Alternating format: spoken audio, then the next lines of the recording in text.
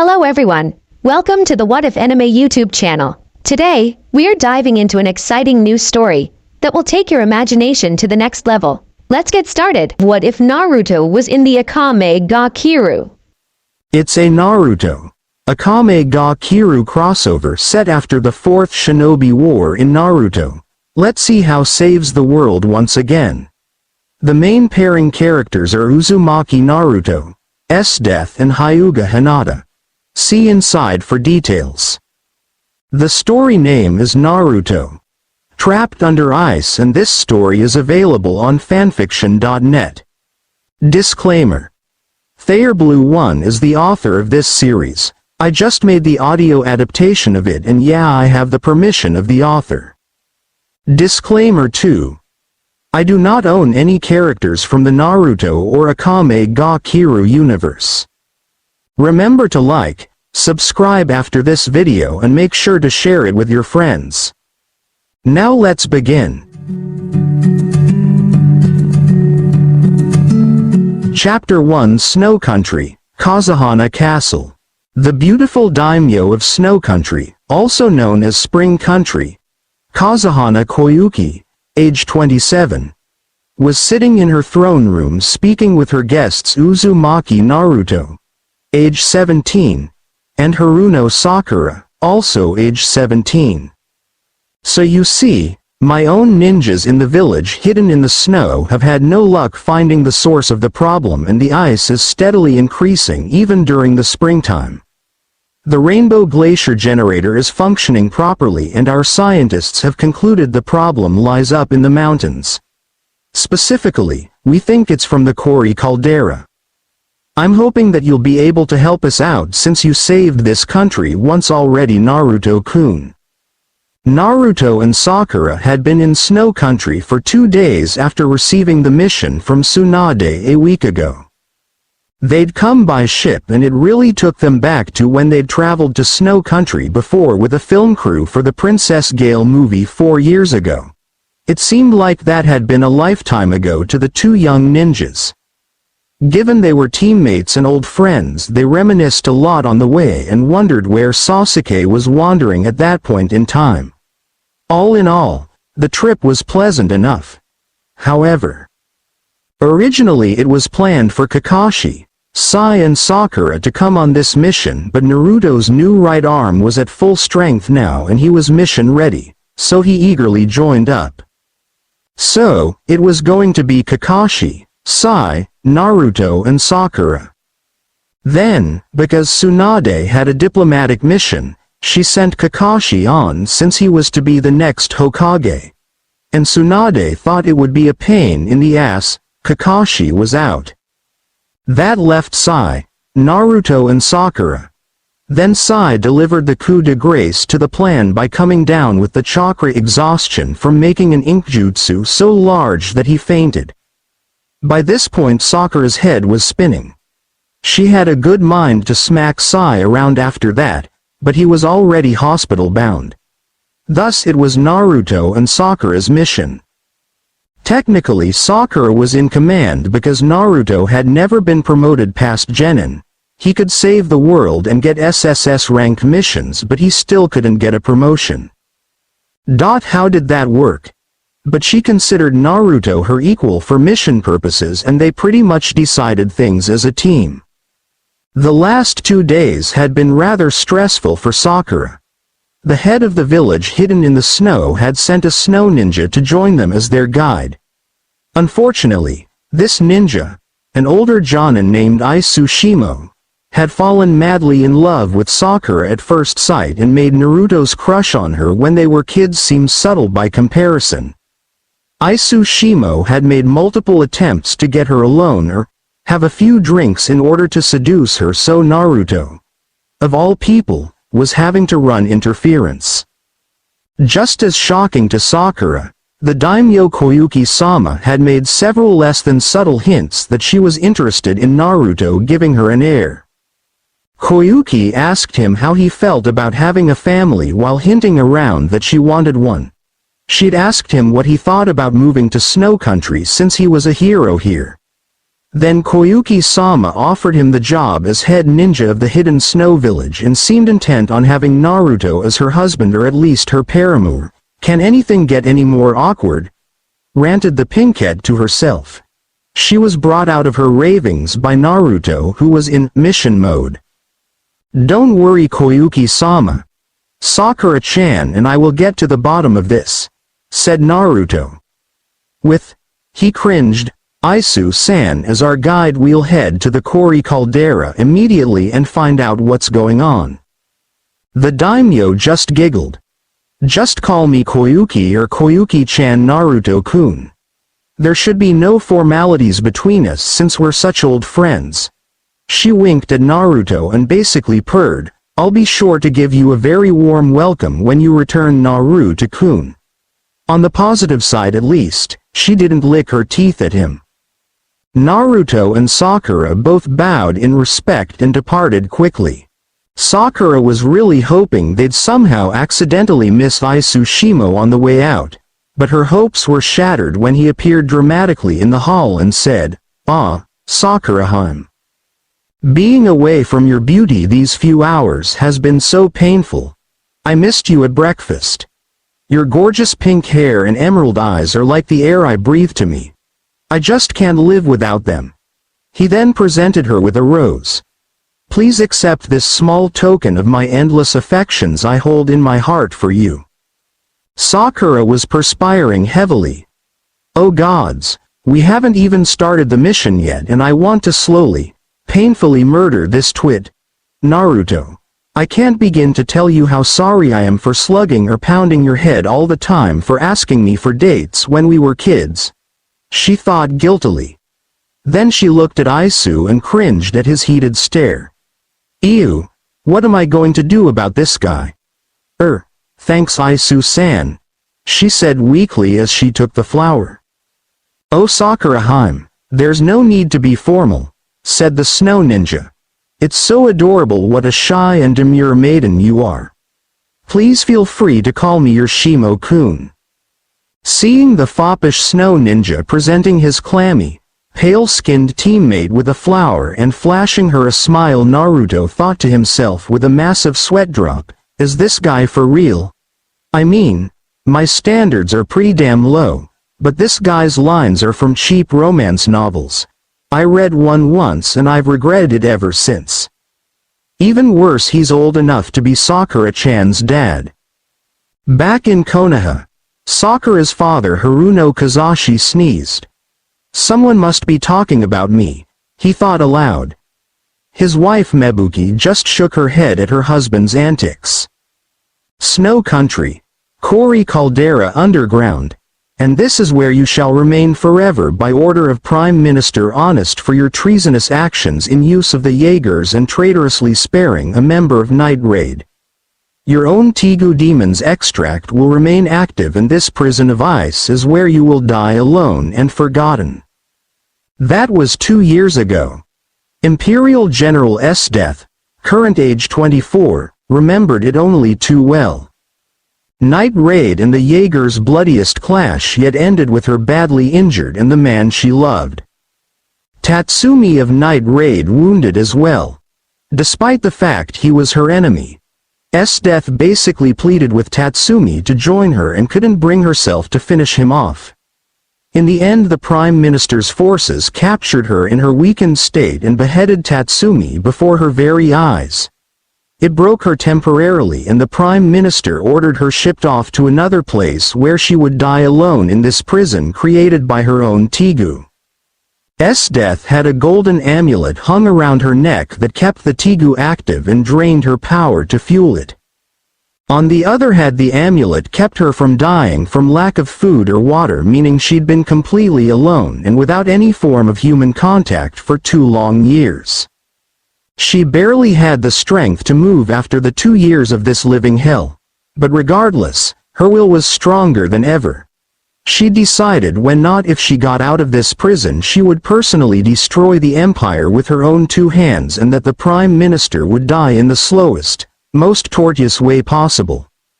There was the problem that she didn't even know where she was, of course, but somehow, someway she would get revenge. The strong survive and the weak die, she said aloud. It was her code of living, and death was the strongest the Empire had ever seen. They would not live to regret what they'd done to her. Snow Country, capital city Naruto, Sakura and their guide Shimo set out for the mountains early in the morning. They had their heavy winter gear on, and Shimo was wearing his chakra armor as well. He'd suggested that when this mission was over that Sakura come back to the snow village with him and they could get her chakra armor as well. For some reason or other, Shimo tended to forget Naruto was there during these conversations between him and his Sakura-hime. Chakra armor has all kinds of advantages, Sakura-hime. I believe it would suit you well. Of course, a beauty such as yourself would look fabulous in anything. Sakura thought to herself, if we could harness the power of his non-stop talking, I'd imagine that the energy needs of Snow Country would be assured for decades. I'm going to go deaf, doesn't he ever shut up? Naruto was having similar thoughts. This guy loves the sound of his own voice. I wonder how he has time to breathe with all that hot air spewing out of his mouth. Note to self. Get ears checked for hearing damage after this mission is over. And this is the base of the beautiful Kori Mountain, said Shimo, sounding like a tour guide. Once we get to the top, we'll see the magnificent Kori caldera and hopefully get to the bottom of this. Please let me know if you start to tire, Sakura-hime, because I will be glad to carry you. Sakura looked slightly ill at the concept and said, I assure you that won't be necessary, Isu-san. When they reached the top 2 hours later, both Konoha ninjas were seriously contemplating throwing Shimo off the mountaintop to see how many times he would bounce before his body was reduced to the consistency of paste. Since Shimo's overzealous flattery of Sakura didn't seem to be working, he decided to talk about his many brave deeds as a snow ninja and what a manly man he was. That really didn't impress Sakura too much, given she was close to both Naruto and Sasuke, who were among the strongest shinobi that had ever existed, not to mention she'd been involved in saving the world from Kaguya herself. The three finally reached the edge of the caldera and looked down into it. There was about a 30-foot drop down to the frozen lake that filled the caldera and a small island in the center. Starting at the island and fanning out to the edges were spikes of ice much like stalagmites. It was obvious they were formed by some sort of ice jutsu. Well, that can't be natural. A frozen lake should be flat. I wonder what caused this ice formation, commented Shimo. Thank you, Captain Obvious, thought Naruto. I would imagine that is part of the mystery we need to solve here, commented Sakura. Beautiful and intelligent. You certainly have it all, Sakura-hime, gushed Shimo. Sakura ignored that comment and turned to Naruto. Can you sense anything, Naruto? Naruto was already in sage mode and was reaching out to sense the flow of energy in the area. There is a well of chakra directly under the island that is feeding these ice formations. I only sense one person there though, and that person's chakra isn't all that high. This ice formation was probably built up gradually over time. Sakura nodded. Koyuki-sama did say the problem started about 2 years ago. It makes sense. She turned to Shimo and asked, do you know any ice manipulation jutsus that can clear us a path, Isu-san? I'll unleash my Wolf Fang avalanche jutsu, said Shimo. Take a few steps back, Sakura-hime, and I'll demonstrate my awesome power. Calling out the name of the jutsu, a pack of wolves formed out of ice charged down into the lake of ice spikes, and promptly shattered against the spikes, leaving the stalagmite-like formation unharmed. That's quite a jutsu, quipped Naruto. Sakura just groaned and Shimo had the decency to blush. Let me try again, said Shimo. Naruto shook his head. I'll just make a small lava release for Sengon and lob it through. We'll see if that doesn't melt the path. descending to the icy lake's surface below. Naruto created a Fuma shuriken-shaped Rasengan using his lava release that easily burned a 3-meter-wide path 3/4 of the way to the island. Creating another slightly smaller one, Naruto cleared the rest of the path. Shimo was standing there dumbfounded, but Sakura had already hopped down to the lake's surface to join Naruto. Sakura smiled and said, "It seems that new arm of yours works great." Naruto nodded. "Yeah, I have to hand it to Tsunade Ba-chan. This arm is a real piece of work." Shimo caught up to the two teammates and said, "Well, what are we waiting for? A clear path awaits us. I'll take the lead." Sakura and Naruto glanced at each other and shrugged before they started trailing the annoying snow ninja. It wasn't long before they reached the small dome-shaped island and started searching it over. Shimo soon found a large trapdoor-like grate built into the permafrost. "This is strange. There are no records of a structure being built up here. I wonder if this was the doing of Kazuhana Dodo during his time in power." Naruto and Sakura soon came over and saw the grating was at least 10 centimeters thick and made of solid steel. It also was coated over in ice like everything else. Naruto took out a kunai and scored the ice only to find it was hardened with chakra. "Well, I could stream wind chakra and try to cut through it, but it would take a while." Shimo said, "Don't be ridiculous, Naruto-san. Let's just use an exploding tag." "I have a simpler solution," said Sakura. "Move over and I'll punch though, Naruto." Naruto stepped back and Shimo saw Sakura cock her arm back to punch the frozen grate. "Wait, Sakura-hun. You could hurt your delicate Han." Boom! The grate broke off its hinges and fell into the room below. Shimo was gaping like a fish as Sakura dusted her knuckles off. Smiling, Sakura said, "Shall we?" as she motioned to the meter-by-meter square hole in the ground. Naruto nodded and hopped down and was immediately followed by Sakura. Shimo was still staring dumbfounded when he heard Sakura's voice from below. "It's all clear, Isu-san. You can come down now."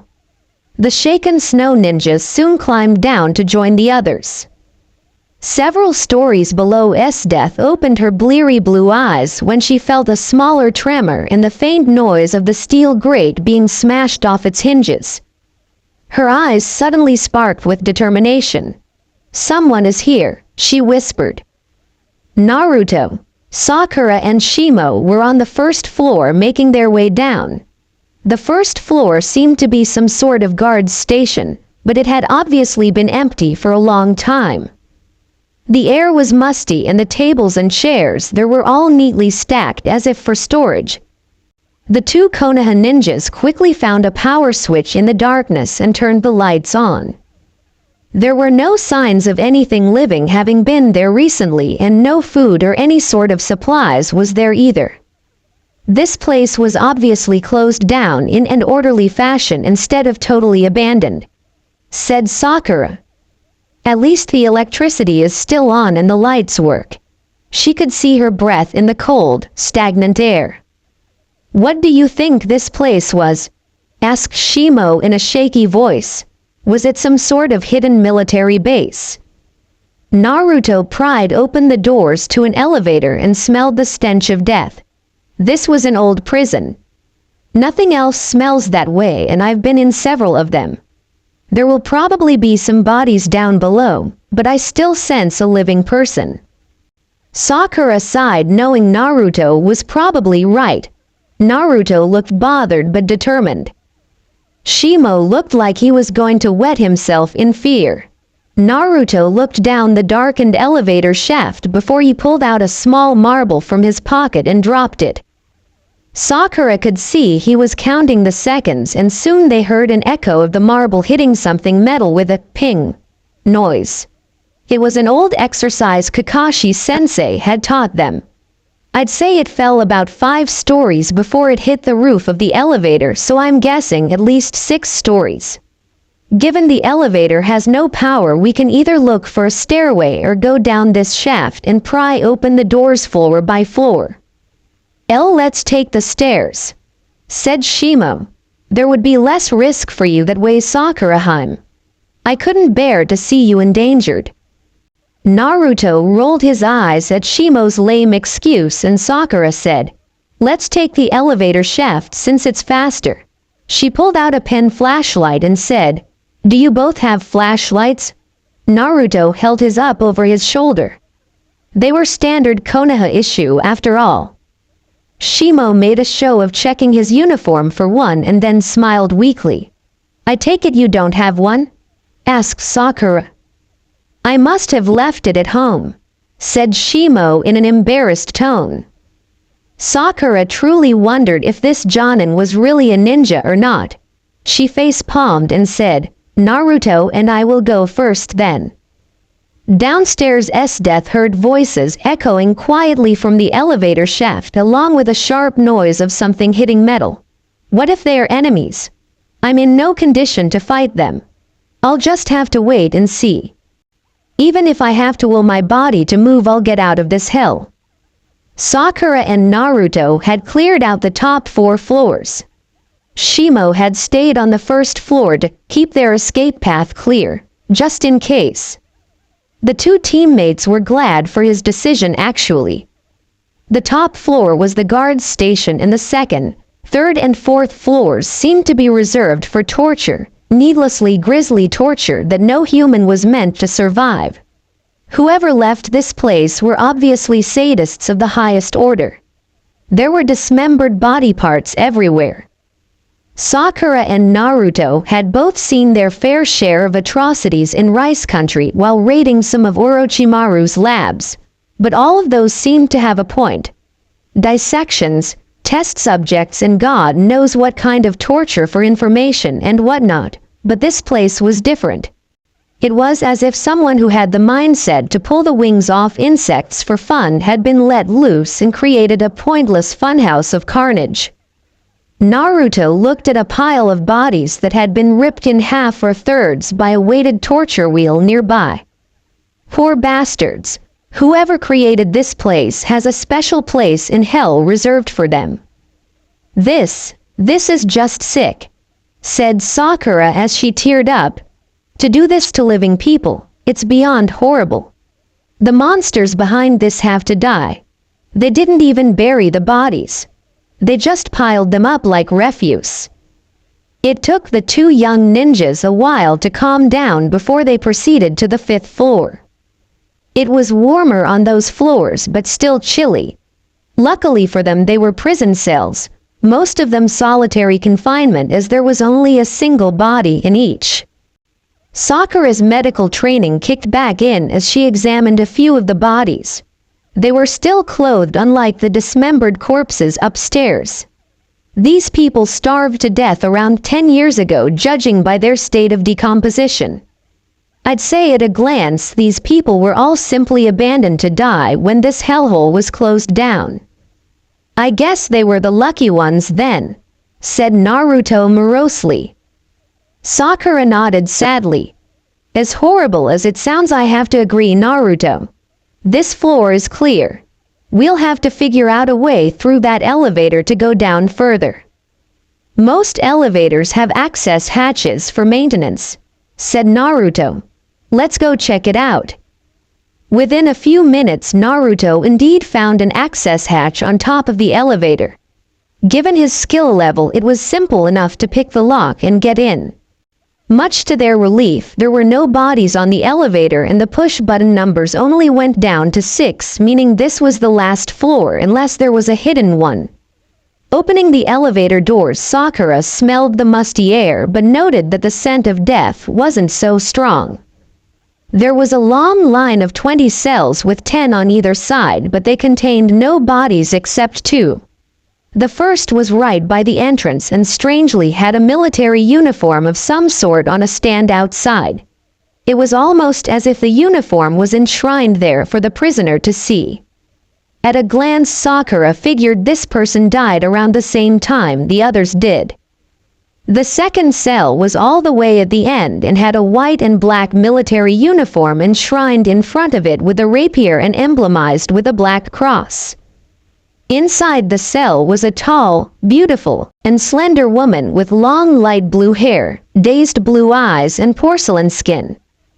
Sakura could see she was breathing still. "She's alive," whispered Sakura.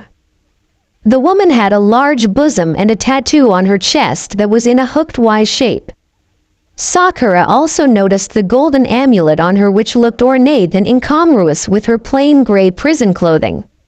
Turning to Naruto, who was in sage mode again, Sakura said, "Let's get her out. She needs our help." Naruto narrowed his eyes. "Don't touch that amulet, Sakura-chan. It's draining her chakra somehow." Death looked at the two people outside her cell through tired eyes, and her eyes widened slightly when the pink-haired young woman physically ripped open the cell doors. "She is strong," thought the former general. Naruto came into her view and she saw him start to glow a golden color. He reached down to the amulet that should have taken his life force and crushed it with his bare hand before he snapped the chain and removed it. Death suddenly felt life flowing back into her. He saved me." She closed her eyes again, knowing these weren't enemies, and listened to their conversation. "The chakra is returning to her, Sakura-chan," said Naruto. "It's safe now." Sakura nodded and said, "Help me lay her out on the floor so I can examine her. The gods only know how long she's been propped up in that sitting position against the wall." Death groaned when they moved her. The former general's body protested at being moved after sitting in one position for so long. "Be gentle, Naruto. We don't know how fragile her body, or more importantly her mind is," said the pinkette. "I'm trying, Sakura-chan," said Naruto. "I'm going to infuse her with some chakra to warm her up. Her body is ice cold." Death felt the warmth traveling through her body and spirit. As Naruto's glowing hand rested above her heart, she started to feel euphoric at actually having any energy again. Then she saw Sakura's hands glowing green and felt the medic's hands touch her temples and the center of her forehead. Death fell asleep feeling completely warm and safe as a baby. Kazahana Castle. Death woke up in a soft bed and saw Sakura pulling her hands away. "There. That medically induced sleep should have kept her resting peacefully while we got some fluids and electrolytes back in her body. She'll still need to eat a lot, but I've remedied all the side effects of malnutrition."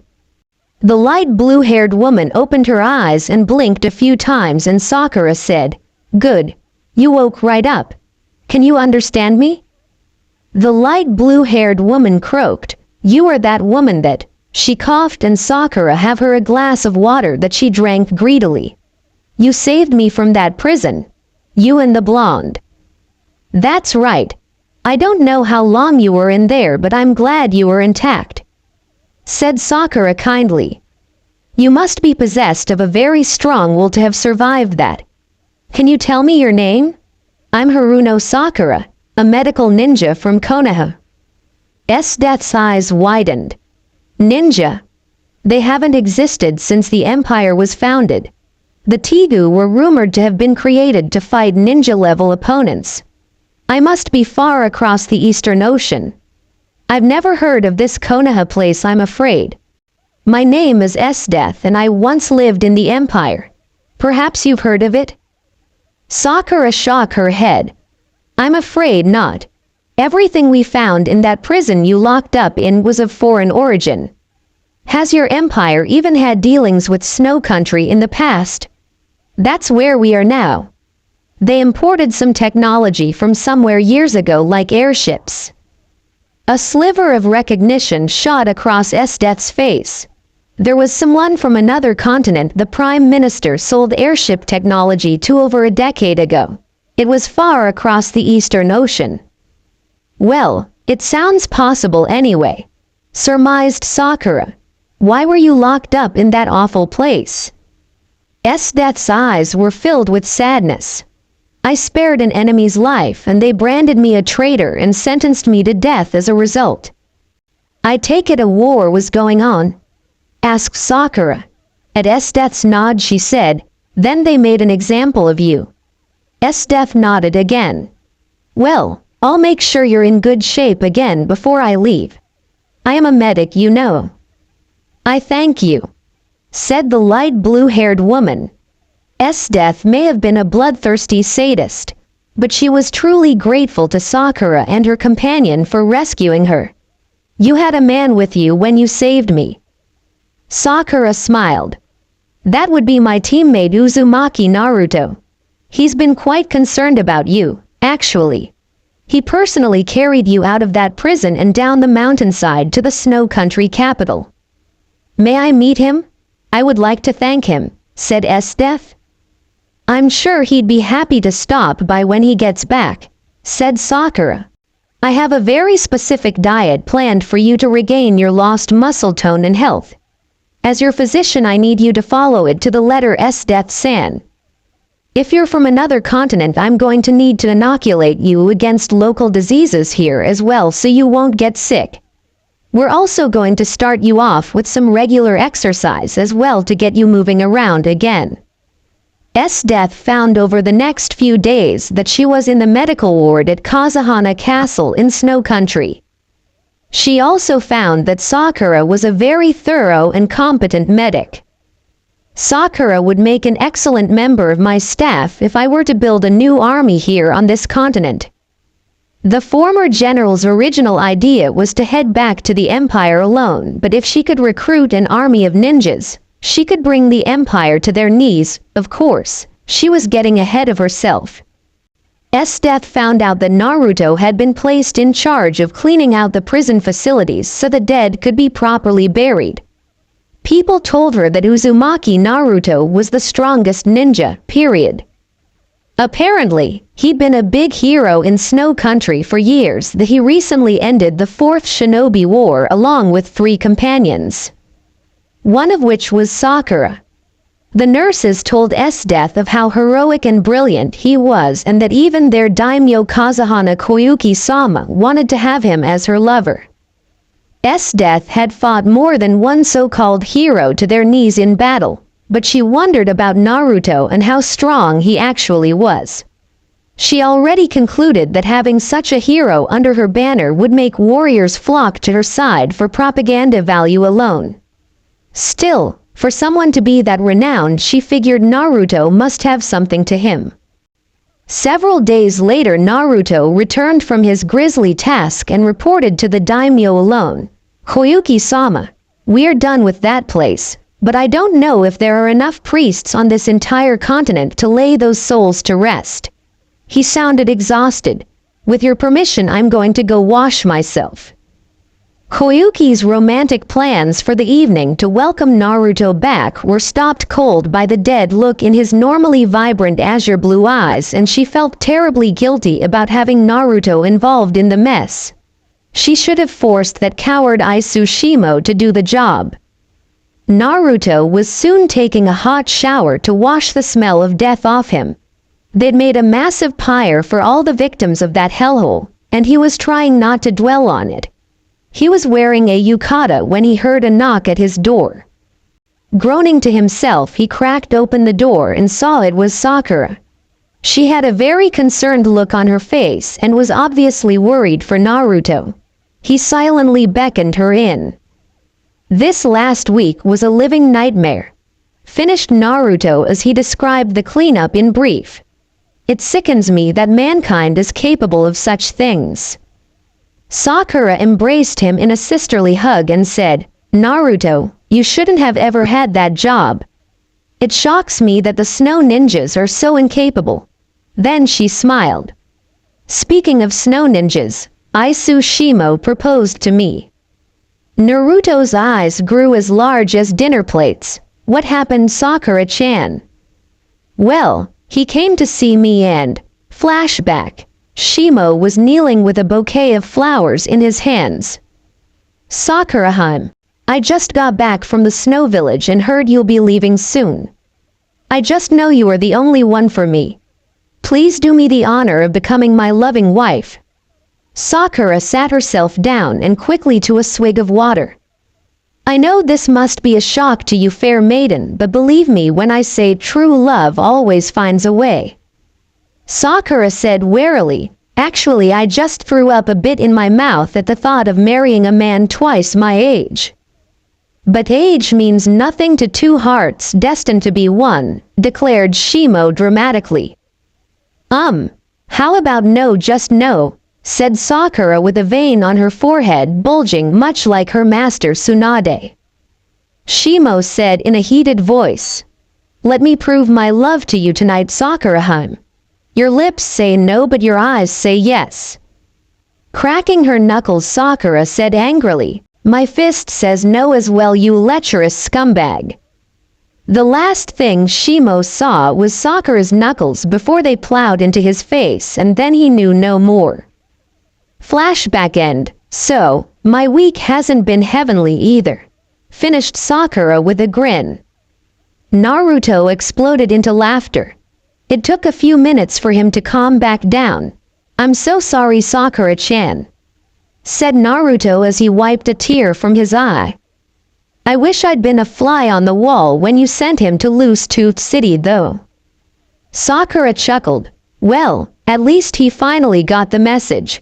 Anyway, his dentist should be a very rich person once they're done.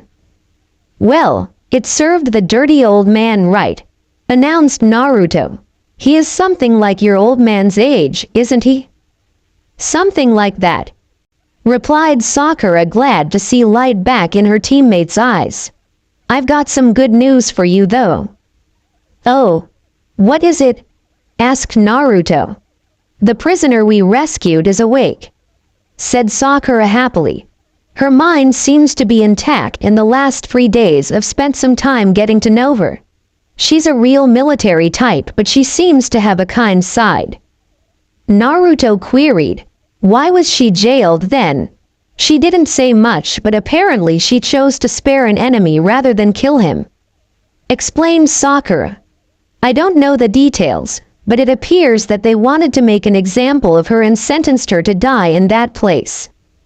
That weird amulet that you destroyed was supposed to keep her alive for years, no matter how thirsty or hungry she was. It was slowly draining her life force to power that ice jutsu." "So, is she an ice wielder?" Naruto asked curiously. "I'm really not sure," said the Rosette with a shrug. "She's from another continent and is a bit secretive, but I'm sure it must be difficult for her being in a place totally alien to her. She really wants to meet you and thank you for rescuing her though. Maybe after a good night's sleep you can go see her in the morning. She might enjoy your company over breakfast." Naruto nodded. "I'll do that. What's her name anyway?" Sakura cocked her head to the side. "It's foreign. Her name is Esdeath." "Thank you for helping me, Sakura-chan," said Naruto. "That's what friends are for, Naruto. I'll see you tomorrow." After they exchanged good nights, Sakura left Naruto to get a, mercifully, dreamless sleep. Naruto got up bright and early the next morning and went down to the medical ward to meet Esdeath. She was up and was already exercising before breakfast to loosen up her still cramped muscles. Naruto quietly awaited the light blue-haired young woman to get done. "She's really pretty in that leotard. I'll bet she'll look even better once her body is back in shape," he thought wistfully. Esdeath realized she was being observed but really didn't mind. Many men, and some women, had looked at her as an object of lust before, and she'd always been proud of her body, so she figured they could look all they wanted. Soon enough she finished her morning routine and was irritated that it winded her. She looked over and saw Naruto observing her with a concerned look on his face. She said, "So you're Uzumaki, Naruto. Do you like what you see?" "I was more concerned that you are favoring your right side," said Naruto in a genuine tone. "Do you want me to check those ribs?" Esdeath blushed slightly. He was worried for me. "Well, I guess you can, but I don't know what you can do." Naruto stood up and thought back to the massage techniques he'd learned under Jiraiya's tutelage. Just lay down on your stomach and I'll try to loosen up those muscles. I know a couple of relaxation techniques. Shrugging, Esdeath laid down and figured maybe it would help. She was sore. After that she could thank him properly for helping her. A half hour later Sakura walked in and saw Esdeath moaning appreciatively as Naruto used some very effective massage hijutsu on her. If Tsunade hadn't taught Sakura the same techniques, she wouldn't have known what the hell was going on. She wondered if Naruto even knew he was using a high-level seduction technique on the smiling blue-haired woman. More to the left Naruto, murmured Esdeath in a deep sultry tone sounding like she was melting into goo. All right Esdeath-san, answered Naruto, totally oblivious to the fact Esdeath was in ecstasy from his ministrations. Sakura blushed madly and then thought, doesn't Naruto realize she's already 2/3 of the way to an orgasm? With as potent as his chakra is, she's probably further along than that. Oh, hell. No, knowing Naruto doesn't have a clue. Esdeath moaned erotically and Sakura decided to intervene before, well, something happened. Good morning, said Sakura in an exaggerated-sounding chipper voice. Naruto stopped much to Esdeath's displeasure and said, good morning, Sakura-chan. I was just helping Esdeath-san with a little hitch she had in her right side. I see, said Sakura with a twitch in her eyebrow. I'm sure you must feel a bit better now, Esdeath-san. Naruto has magic hands, purred Esdeath with bedroom eyes. Sakura nodded with a fake smile on her face. Naruto really doesn't know. I'll have to explain it in private later. I'm sure. Naruto, why don't we let Esdeath-san get properly dressed and then the three of us can get some breakfast?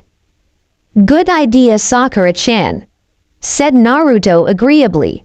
Are your ribs feeling a little better, Esdeath-san? Perhaps we can continue later. I still feel a little catch in my right side, said Esdeath rather sultrily. Liar, thought Sakura. You just want Naruto all over you. Well, be that as it may, let's step out so Esdeath can get dressed. Breakfast was certainly going to be awkward. Chapter 2.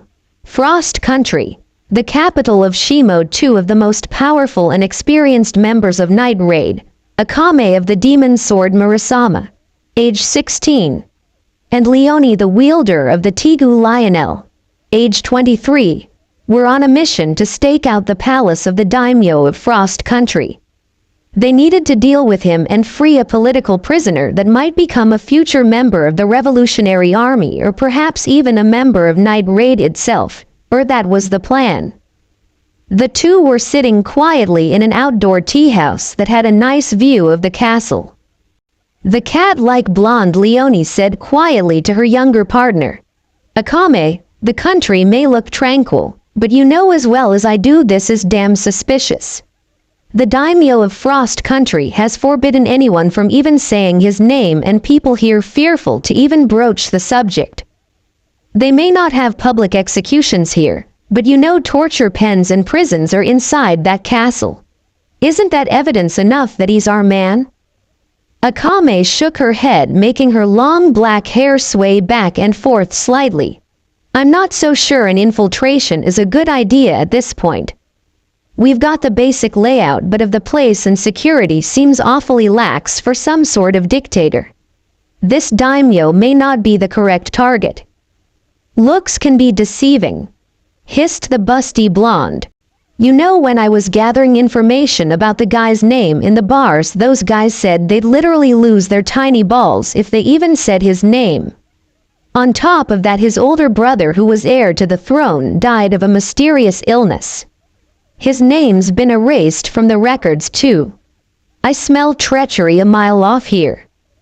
Akame's red eyes narrowed and she gave a withering stare to her partner. You also said they were stone drunk and that you were semi-wasted yourself. We can't afford to make an error. We're not even on our home continent, you know. It isn't like we have backup to break us out if we are captured." Leonie just scoffed. Flashback. A month ago on the continent of the Empire. A meeting was going on between Night Raid's commander Najenda and two of her best operatives. Najenda explained, "Your mission is to go to this elemental continent and retrieve former Imperial General Death from one of the Prime Minister's business partners named Kazahana Dodo. Once you've freed her, you will ask her to join us against the Empire." The silver-haired, eye-patch-wearing woman said it as if she was talking about the weather. The looks on Leonie and Akame's faces made her frown a bit, and she exhaled some smoke from her cigarette. "Is there an issue?" Leonie's golden eyes were big as saucers. The buxom blonde declared to her leader, "Hell yes, there's an issue. This is Death we're talking about here. She was the one responsible for so many deaths like Tatsumi's. She's an evil sadist. That Ice Queen can rot in hell for all I care. You know the Prime Minister's forces killed Tatsumi because Death wouldn't do it," said Najenda with sadness reflecting in her remaining purple eye. "When I was with the Empire, she was a fellow general. I know her abilities. I lost my eye and arm to her. You can't deny she would be a very powerful asset to the Revolutionary Army." "How do we even know she's still alive?" asked Akame. Her red eyes seemed to flash angrily. The black-haired assassin was also greatly affected by her good friend Tatsumi's death. Najenda nodded. "That's a good question. Prime Minister Honest ordered the Amulet of Souls to be placed on her. It takes 5 years to drain a person's life force away and can't be removed until the person dies, or its key is used." Najenda placed an ornate golden key in front of them. "We just happen to have that key." Leonie looked at the key warily. "Is there any other way to remove it?" Najenda blew another puff of smoke out. "Outside of death?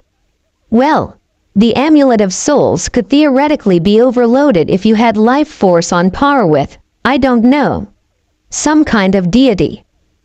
"That's highly unlikely," said Akame. "Are there other copies of this key?" "No. That key and the Amulet of Souls were created back when the Tigu themselves were created 1,000 years ago," said the commander. "There's no way anyone could have copied that key." "What if that amulet of whatever leaves the ice bitch crippled? What's it been, 2 years already?" asked Leonie. Najenda sighed.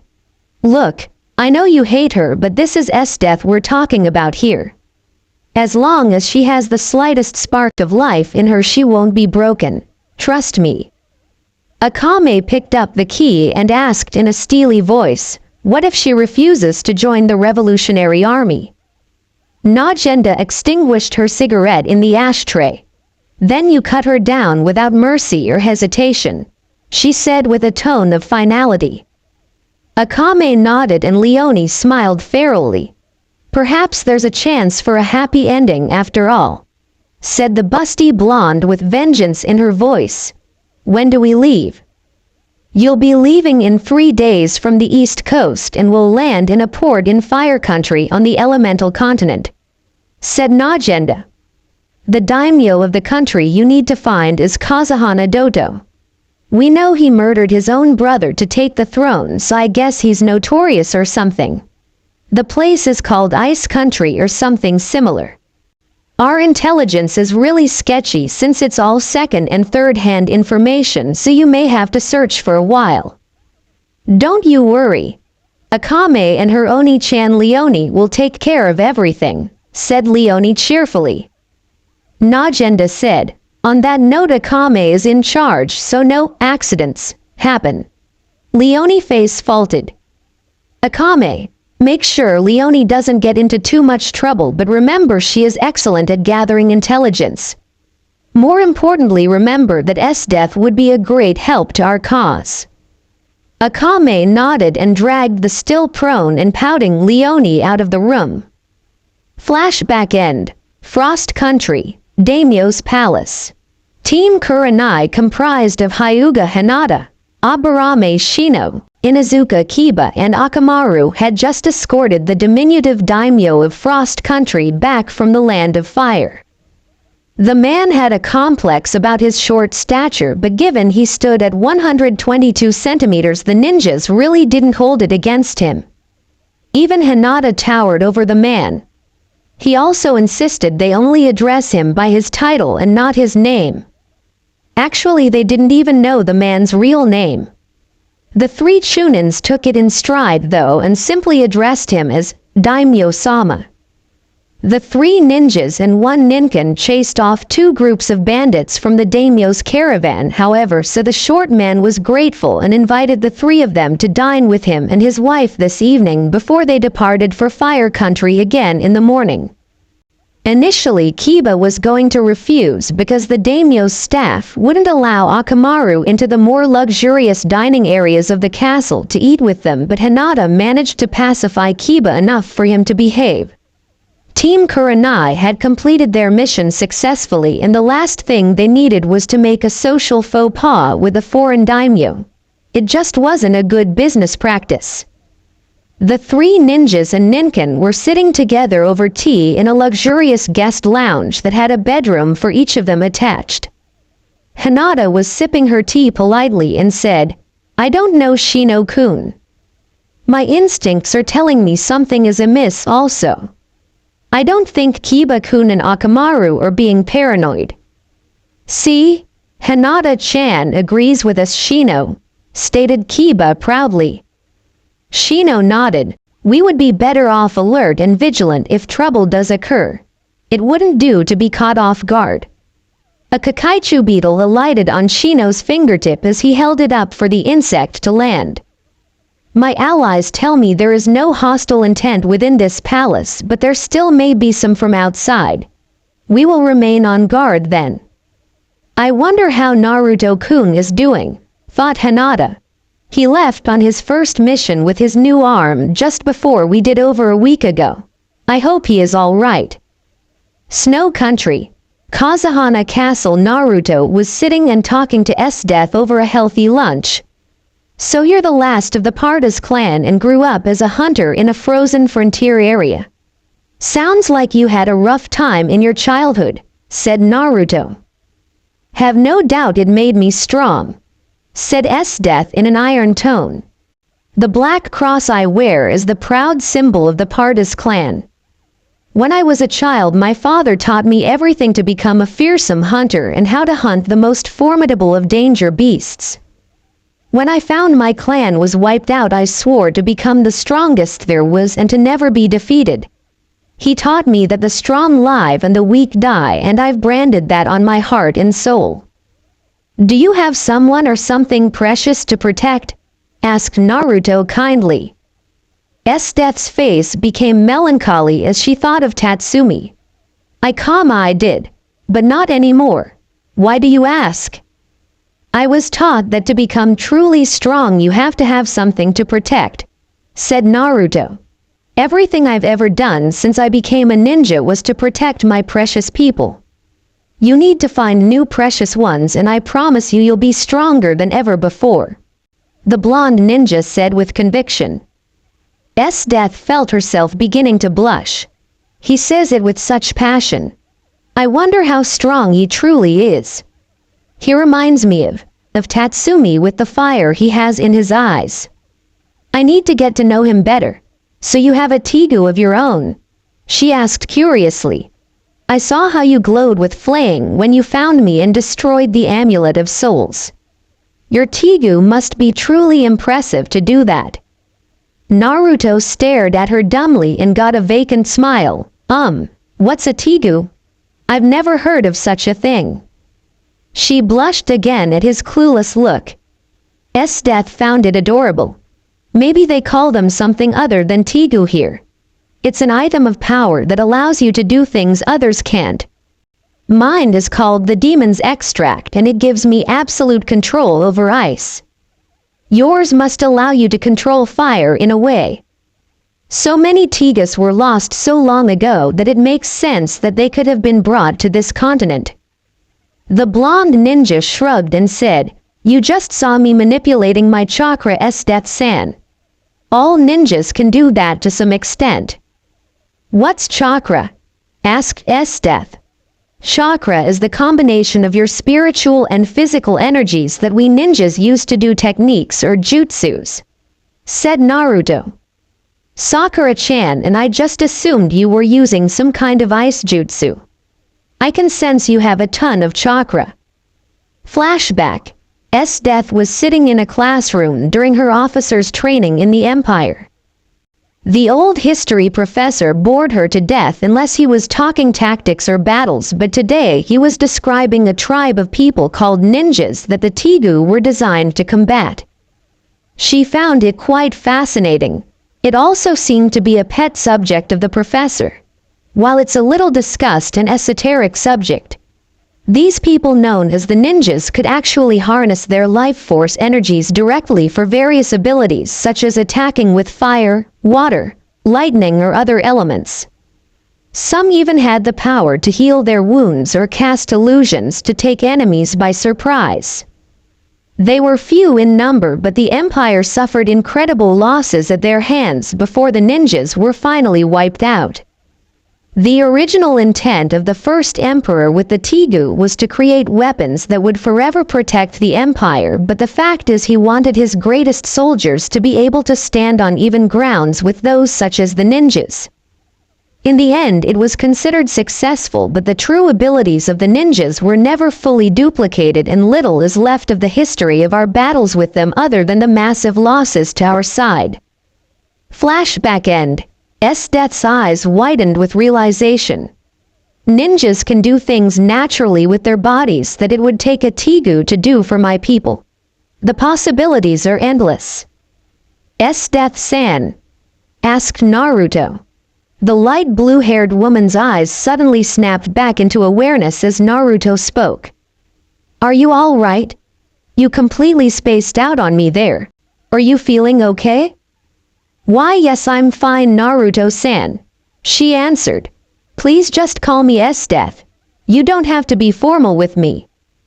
Naruto gave her a big smile that made her heart flutter. "Then please just call me Naruto." About that time Sakura arrived and joined the two of them for lunch at their table. Koyuki-sama says they found some records of that prison being built by an outside source while Kazuhana Dodo ruled this country. It was supposed to be inescapable. There's also evidence that the airship technology came from that same source around the same time. She said a messenger from the Snow Ninja village has more information for us. Maybe we can confirm the technology came from the empire that Death-san came from. The three were discussing things like Death's recovery and the general explained Tegu to Sakura as well. "So in a nutshell, your people have chakra but can't truly access it without one of these Tegu items. How interesting," said Sakura. About that time the three of them sensed a subtle killing intent as a snow village ninja arrived. He asked Naruto, "Are you Uzumaki Naruto-sama?" Naruto nodded. "Yes, that's me, but you don't have to call me Sama or anything. Just Naruto is fine."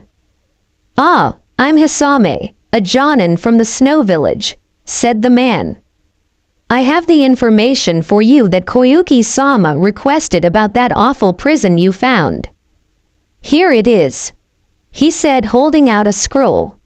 Hisame then shot his right hand forward faster than the eye could follow. Death's blue eyes widened as a hidden blade from the man's wrist emerged and headed right towards Naruto's face. Had Death been in top form, she would have been able to intercept it easily, but she was too slow in her weakened state. Sakura didn't seem to react, and Death was about to call out to Naruto when the blade suddenly stopped about a centimeter from Naruto's eye. Naruto had Hisame's wrist in an iron grip with his right hand, and the snow ninja cried out as his wrist was crushed and the hidden blade clattered to the table.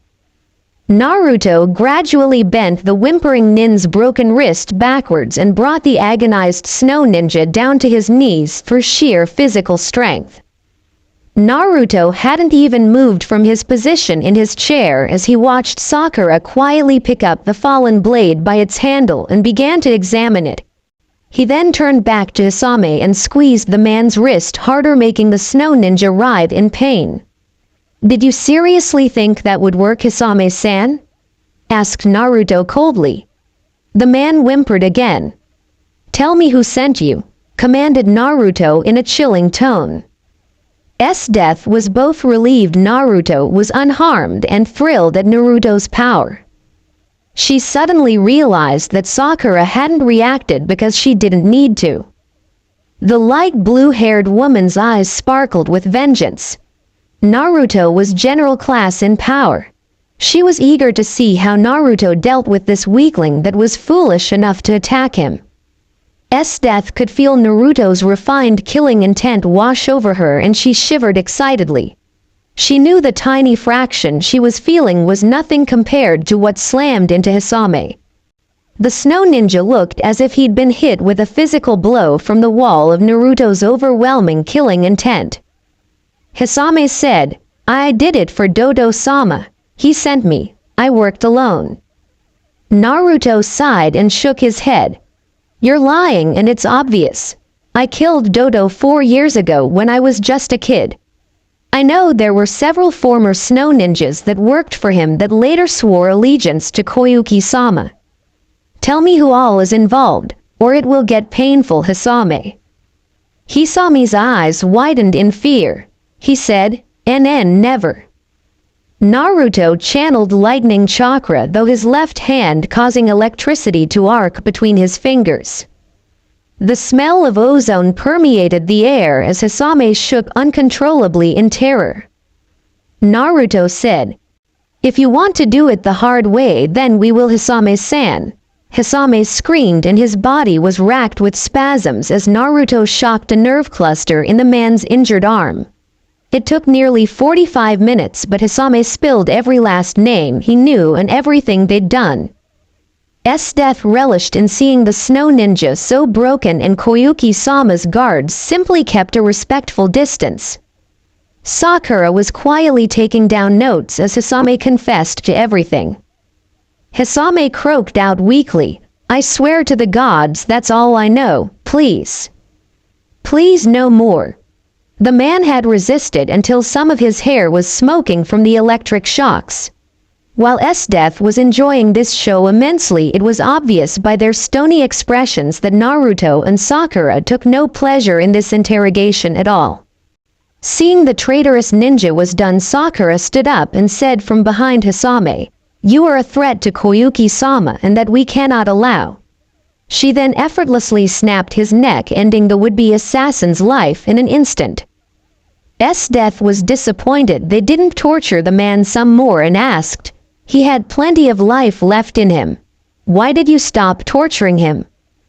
Naruto turned to Death and said in a matter-of-fact tone, "There was no point wasting time. It wasn't practical. He already told us everything he knew. We learned the hard way during the war not to waste a second." Sakura simply nodded in agreement. The light blue-haired woman's eyes sparked in understanding. "So, they are completely pragmatic about it and take few prisoners. While it isn't as enjoyable, it is logical. There's no doubt about that. If a person has no use, they're just quickly eliminated." Death found herself admiring the no-nonsense attitude of the ninjas.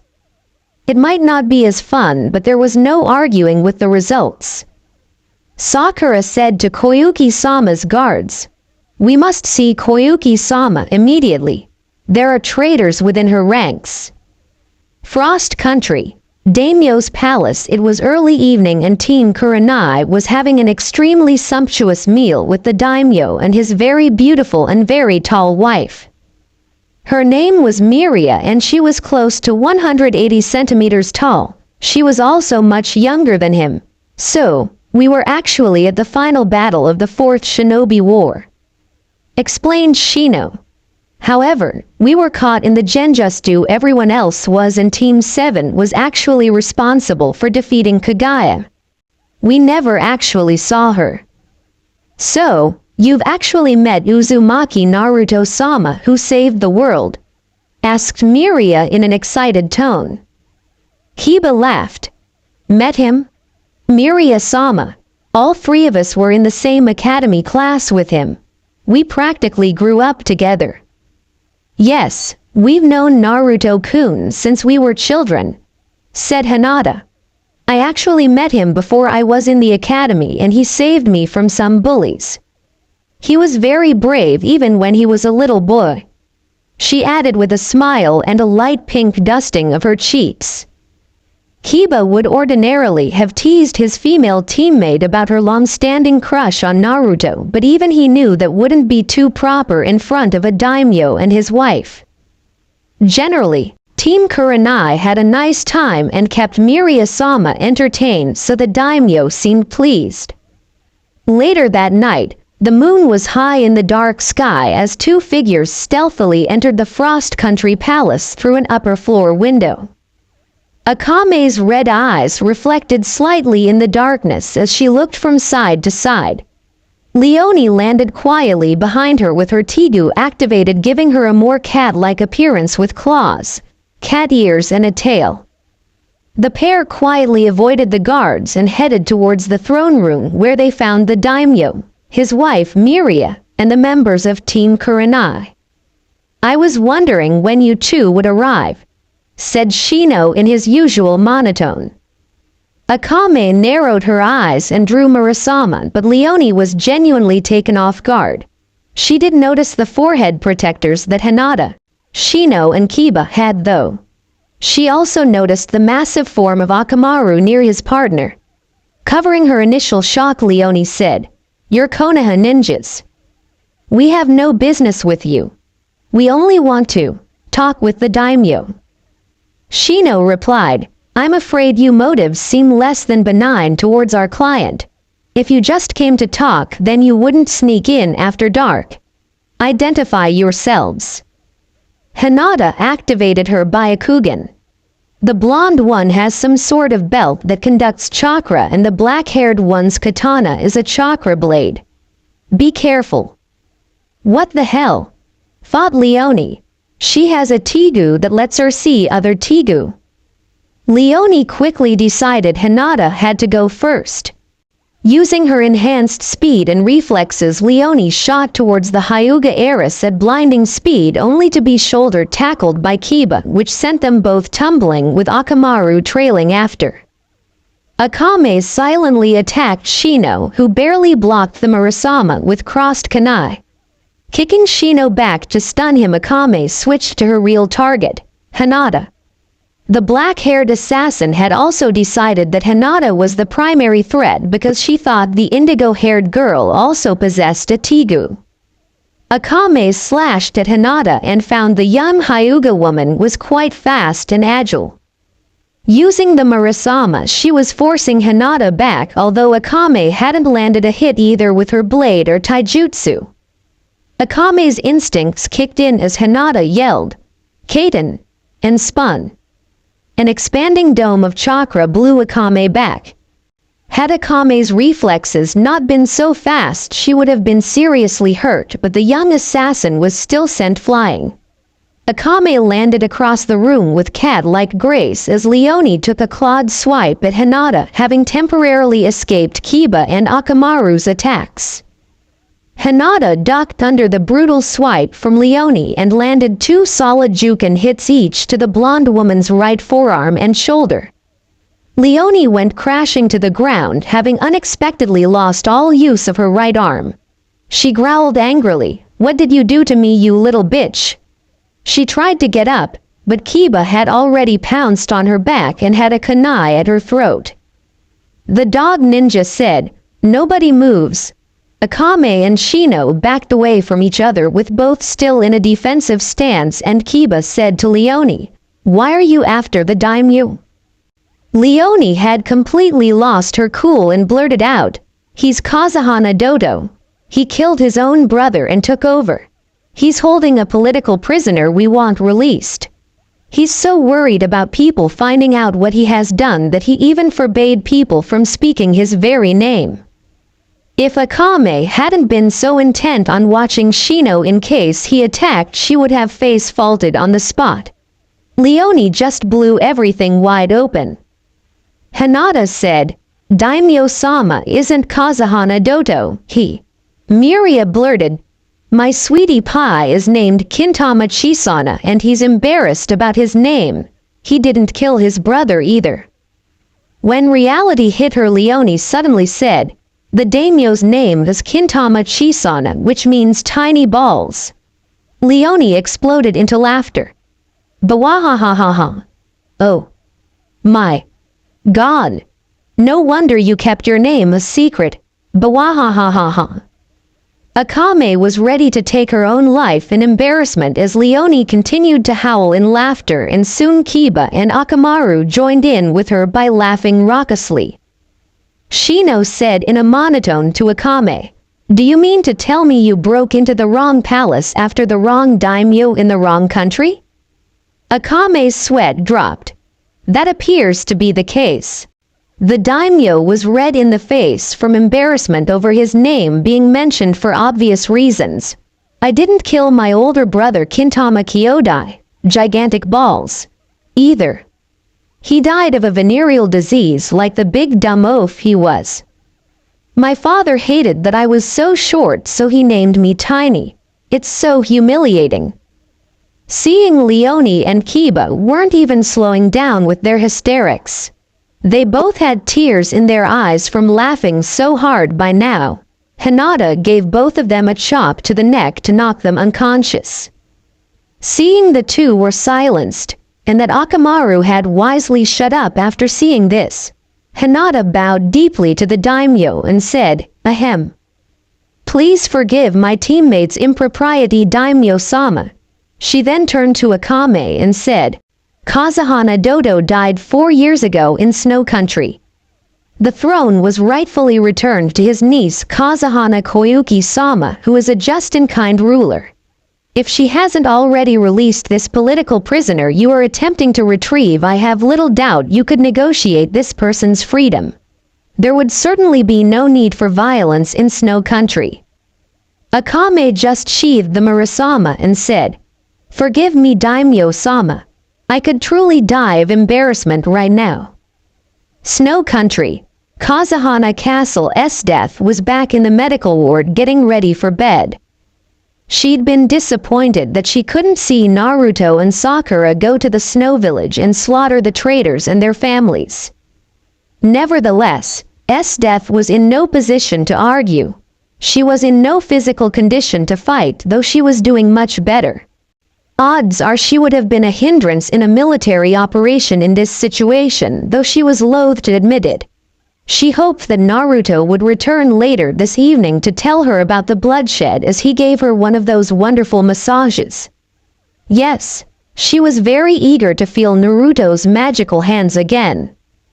It was hours later that Naruto and Sakura got back from the snow village with the contingent of royal guards with them. There were 17 traitors and they'd only taken 3 alive. Apparently, the former followers of Kazahana Dodo were zealots and wanted Naruto, Sakura and the rest of the former Team 7 dead at all costs to avenge him. It was arguable that they were actually loyal to Koyuki-sama as they'd sworn to serve the Kazahana family, but apparently vengeance took precedence. Despite direct orders from Koyuki-sama to surrender, they fought to the bitter end. It had been quite bloody, but luckily there were no other casualties in the snow village. Naruto and Sakura's power was simply too much for the traitors to handle. The 2 tired Konoha ninjas returned after dark with the royal guards and the 3 badly mangled prisoners in tow. One of the prisoners might not survive his injuries. "This mission has turned into a senseless mess, Sakura-chan," said Naruto in a tired tone. The 2 war veterans had certainly seen worse, but they couldn't help but feel these traitorous snow ninjas' lives were thrown away pointlessly. Sakura nodded. "I know, Naruto. They could have surrendered peacefully and probably would have received a minor punishment once they swore off vengeance against us. Instead, they gave their lives for a worthless cause and a long-dead tyrant. It's just sad.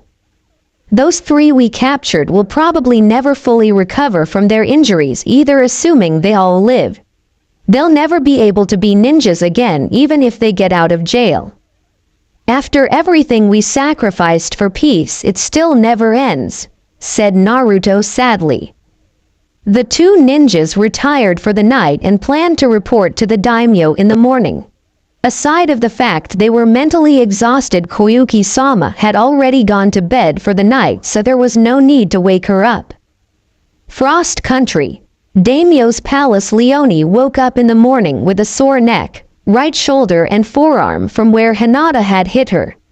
She was laying on a cot and saw Akame was sitting beside her watching over her. Blinking her gold eyes a few times, Leonie yawned and said, "Where are we, Akame?" Akame simply said, "We are very fortunate, and we are in a barracks under guard.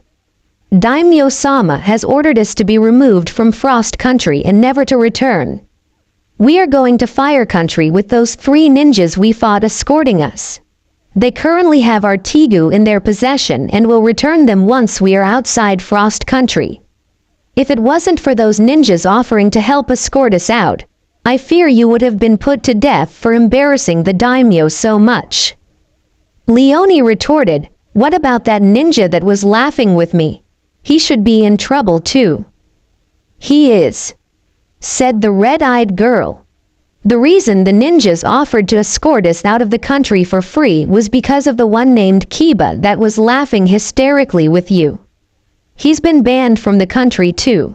I think it's fair to say that the daimyo is angrier at you and the ninja Kiba than me, and I was trying to assassinate him in error." "Wow. Tiny sure is touchy," said Leonie. "Don't mention that name again or I will hit you," hissed Akame. The ninja's quarters. Hinata was explaining the whole situation to the now awake Kiba. "I believe it is safe to say you made a very bad impression on Daimyo-sama, Kiba-kun," said Hinata gently. "Shino wasn't so kind. What Hinata means to say is you're a complete idiot and you should thank her for knocking you out, Kiba Baka. Kurenai-sensei would say the same." Kiba groaned and said, "So we're escorting those 2 lost assassins out of Frost Country and we have their chakra gear." "Yes," said Hinata. "They seem to have not been trained to use their chakra coils directly, and they use these chakra items to access their chakra. It's a different but innovative alternative." Shino explained, "They are rather secretive, but Akame the sword wielder informed us they're from another continent and obviously they're behind the times on information given the fact Kazahana Dodo has been dead for 4 years. They were told to look for Ice Country, and because Snow Country is often referred to as Spring Country now, Frost Country was a logical place to search." "So the dark-haired girl is Akame?" asked Kiba. "What about the blonde?" "Her name is Leonie," answered Hinata. "They both are impressive fighters, especially Akame. She told us her sword exudes an incurable poison, so we shouldn't touch the blade in any way." "What about the belt you saw?" asked Kiba. "It gives Leonie cat-like features," answered Shino. "It seems to have much the same effect as the Inuzuka clan's all-fours jutsu that you are so fond of." Kiba shrugged. "Huh, who'd have ever thought of something like that jutsu being built into a belt? That's pretty cool." "Indeed," replied Shino. "Snow Country, Kazahana Castle." Death's eyes nearly rolled back in her head as her orgasm hit her like a speeding train. "Oh, gods yes. Naruto-kun," she moaned. Naruto's Hijutsu massage techniques had taken her far further than she ever thought possible as he gave her a back rub because she claimed her back was stiff after her morning exercise. Now she was breathing heavily and silently praising whatever deity that had blessed Naruto with those wonderful, wonderful hands. "Are you all right, Death?" You kind of cried out there," said Naruto in a worried tone. "He has no idea what he does to me," thought S-Death in a state of euphoria. The light blue-haired woman looked over her shoulder with lustful eyes and purred in the afterglow. "I'm just fine, Naruto-kun." Her thoughts were racing of other things the two of them could do as she admired his body. That was when she suddenly realized her panties were soaked clean though to the sheets.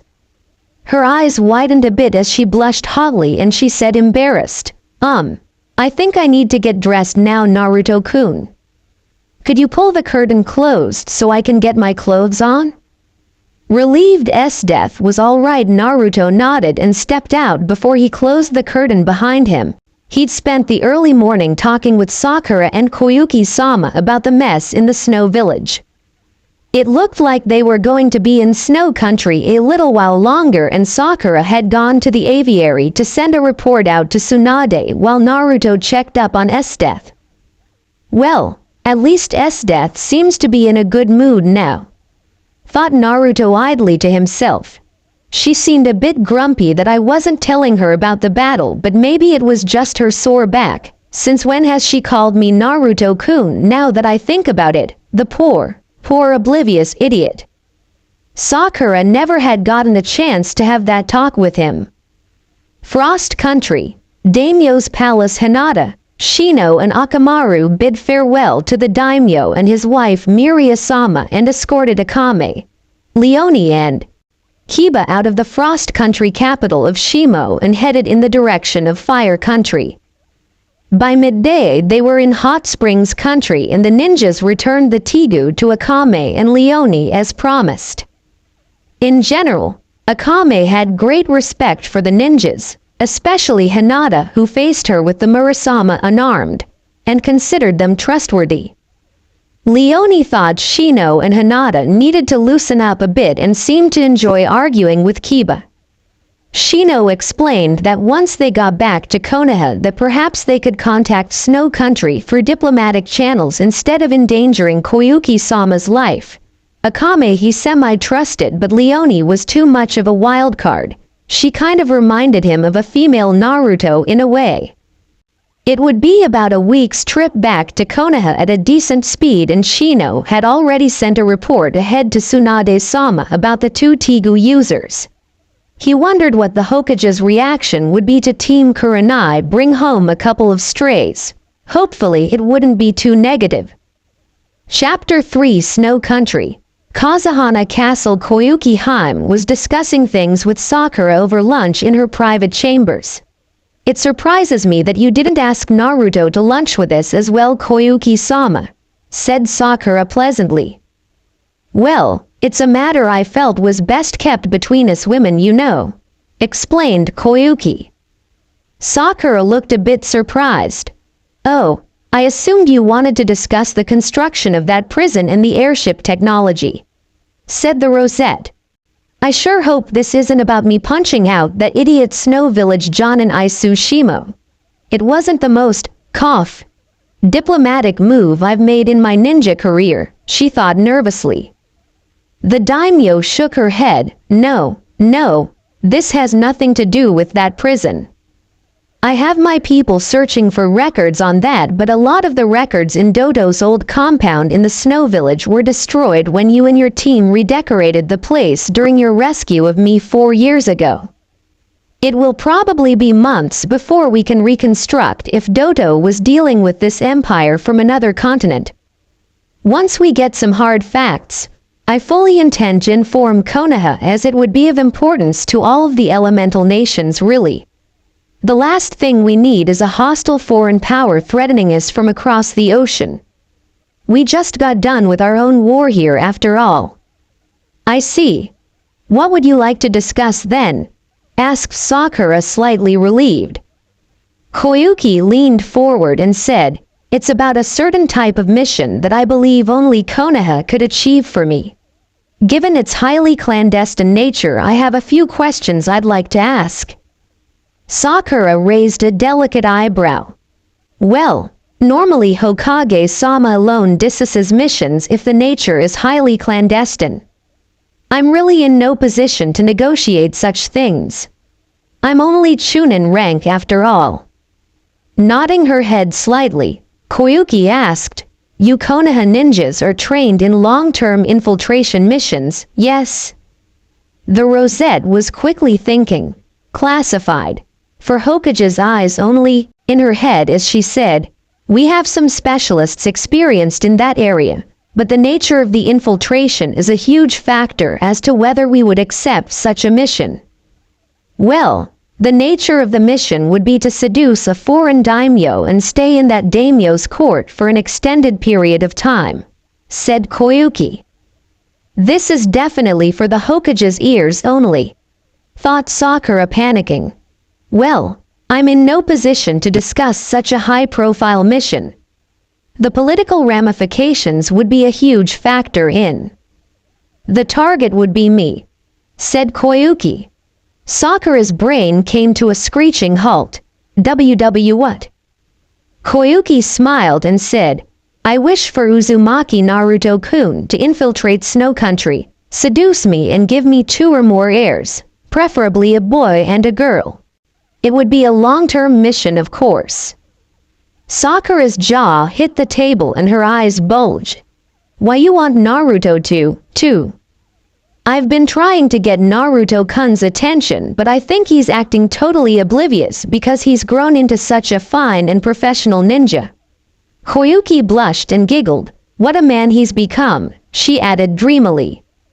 No, he really is a totally oblivious blockhead, screamed inner Sakura in her mind.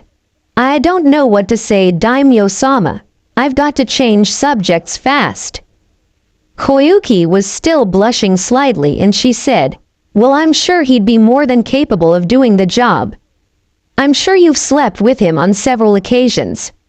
How good is he? How much do you think it would cost? Not that money is really an issue. Sakura's face was flaming hot with embarrassment. I'm his teammate, not his lover or his flesh peddler. Oh. My. Fucking. God. She screeched as she slapped her hands onto her glowing red cheeks. The normally straight-laced and proper Rosette's composure had flown completely out the window and was probably halfway back to Fire Country by now. Daimyo-sama, I cannot discuss this subject any further, said the hyperventilating girl. At first she was shocked at Sakura's outburst, but then Koyuki burst into an amused fit of laughter. Sakura-chan, I didn't mean to embarrass you so much, she said between giggles. Are you sure you haven't been sleeping with him? I mean, such a hunk of man? He's like a brother to me, declared the still embarrassed Sakura. We aren't that way at all. Koyuki smiled widely.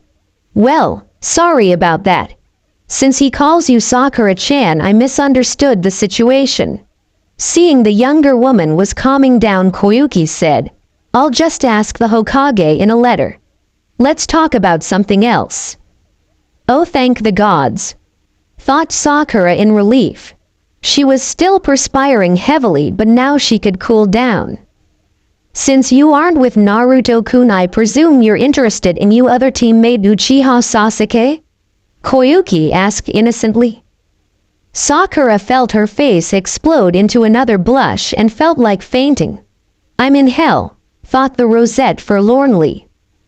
Hot Springs Country, the capital city of Yu. In the afternoon, Hinata, Shino and Kiba bowed respectfully as they presented their papers to enter the capital of Hot Springs Country.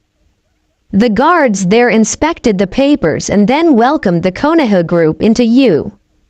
Since it was a time of peace not seen in literal centuries, there was a great feeling of camaraderie between Hot Springs Country and their largest neighbor, Fire Country. Team Kurenai was welcomed with great respect as veterans of the 4th Shinobi War. That's when a deep roaring emerged and set everyone on edge. Leonie laughed. Sounds like your tummy is rumbling again, Akame. You must be starving. What's it been, 3 hours since breakfast? Everyone's sweat dropped as they realized the deep growling was indeed coming from the petite black-haired girl's stomach. Hiba remembered Naruto and Choji's appetites and figured they should feed the poor assassin. "So, what kind of food do you like, Akame-san?" asked the dog-loving ninja over the growling noise. Akame less than daintily said, "Meat. Lots of meat. Guard-san, is there any place you might recommend?" Hinata asked one of the guards in a friendly tone of voice. The guard looked over at the red-eyed girl with a slight bit of fear in his eyes before he turned back to Hinata and said, "Kunoichi-san, there's a large barbecue restaurant 1 block down on the left. Just go straight ahead and you can't miss it." "Thank you, guard-san," said Shino. His insect swarms were getting very nervous at the ominous rumbling of Akame's stomach. "Let us go to the barbecue place in question post-haste then." Soon they were all seated at Swing and Utter's barbecue restaurant and Akame was well on her way to massacring entire second beef brisket while the others were eating at a more sedate, red, human pace. It seems that Akame-san likes meat like Naruto-kun likes ramen, thought Hinata. Shino thought to himself, perhaps she's an Akamichi cousin. She might be Choji's dream girl. Hiba was frightened. "We'd best keep this one fed or Akamaru and I might end up on the menu." Akamaru was having similar thoughts as he hid shivering behind Hiba while he ate from a dish in the floor. Leonie was greatly amused at Kiba's obvious fear but wondered about the other two. "I wonder if they know somebody else that eats like Akame does when she's this ravenous. It's kind of hard to believe though. Most people just gape in awe at the sheer amount of food Akame can put away." After eating her fill, Leonie naturally tried to dine and dash but was quickly dragged back to the table by the others to pay her part of the bill. She hadn't eaten much but she had plenty of booze. Leonie was soon pleading with Akame.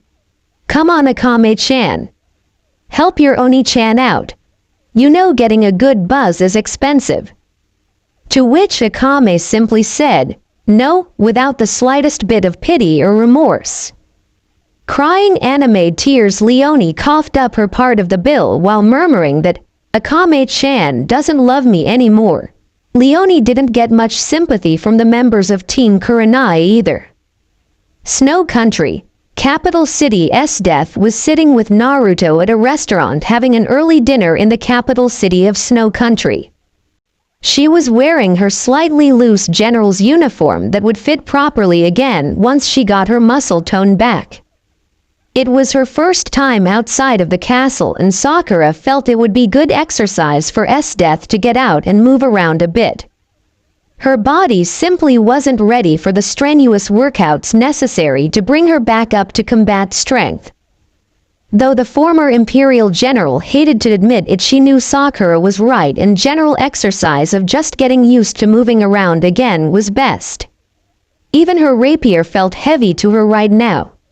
2 years of sitting in a cell had done a number on S-Death's body and Sakura said it was a miracle that the former general was recovering as quickly as she was. As they sat eating quietly, the light blue-haired young woman couldn't help but marvel a bit at the peaceful atmosphere surrounding her and Naruto in the city. Things were clean and well kept and the people seemed to be genuinely happy as they went about their business.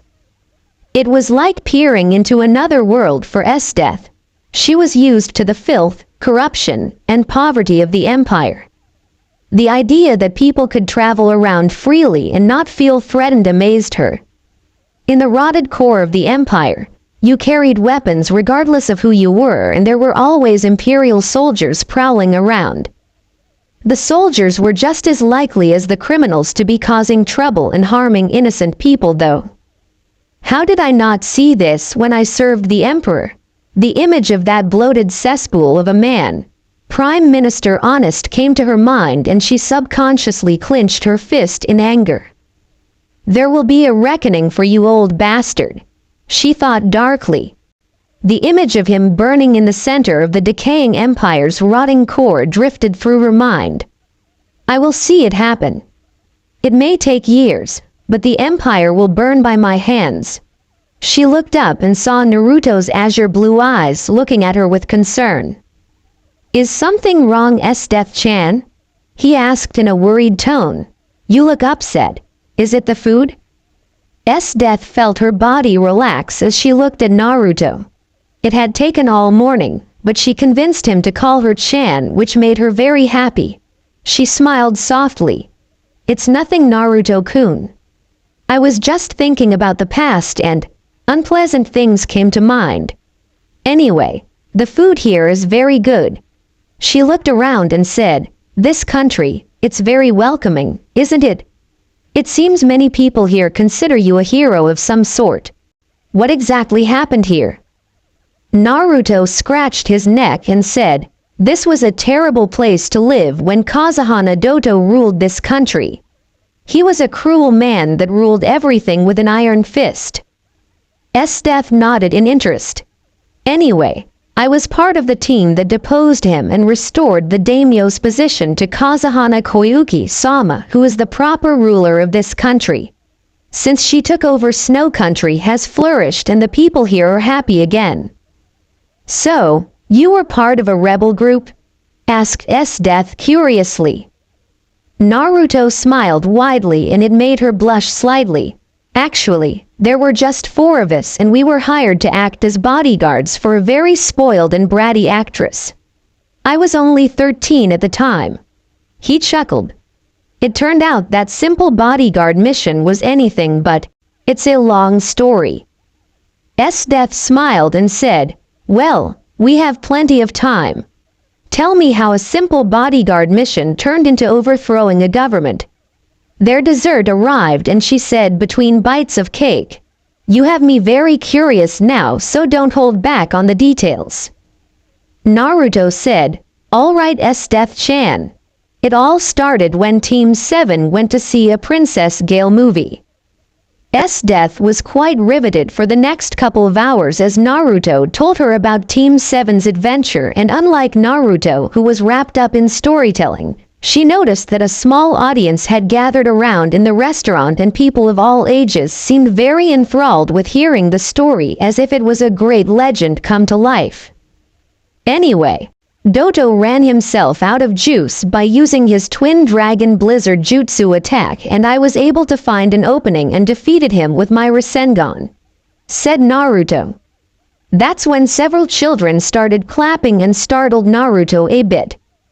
"I didn't realize I had an audience," he said, embarrassed. Ninjas should really pay more attention to their surroundings, he mentally scolded himself. Death smiled rather brilliantly at him as several people asked to see the legendary Rasengan, and after a bit of cajoling he demonstrated a normal-sized Rasengan after making everyone promise to stand back a bit.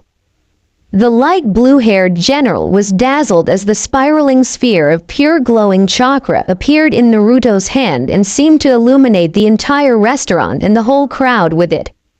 Such power and charisma radiates from him. He is truly amazing. Death thought happily as the people cheered and Naruto smiled shyly. Sometime later, Naruto and Death were walking back to Kazahana Castle after several people shook hands with Naruto-sama and praised his bravery. Naruto was a bit overwhelmed, but Death was quite overjoyed. "He has so much more potential than I realized. The people flocked to him naturally, and I know that Rasengan he showed was only a fraction of his power. He is truly worthy of being my partner." Death blushed slightly and reached out with her hand shyly to take Naruto's hand as they walked. That was when she realized Naruto had his hands behind his head with his fingers interlaced. Quickly losing her nerve, she decided to try again at a later time. Fire Country. Team Kurenai's campsite. Team Kurenai and company had made it across the Fire Country border and decided to set up camp for the night. The trip across Hot Springs Country was pretty uneventful aside of lunch, and everyone settled in after a big dinner into their tents with the 3 Chunin ninjas taking turns on watch. Kiba was first, then Hinata, and lastly Shino. Leonie was sawing logs the minute she hit her bedroll. As for Akame, Akame was in her tent and lying awake. She had been for hours.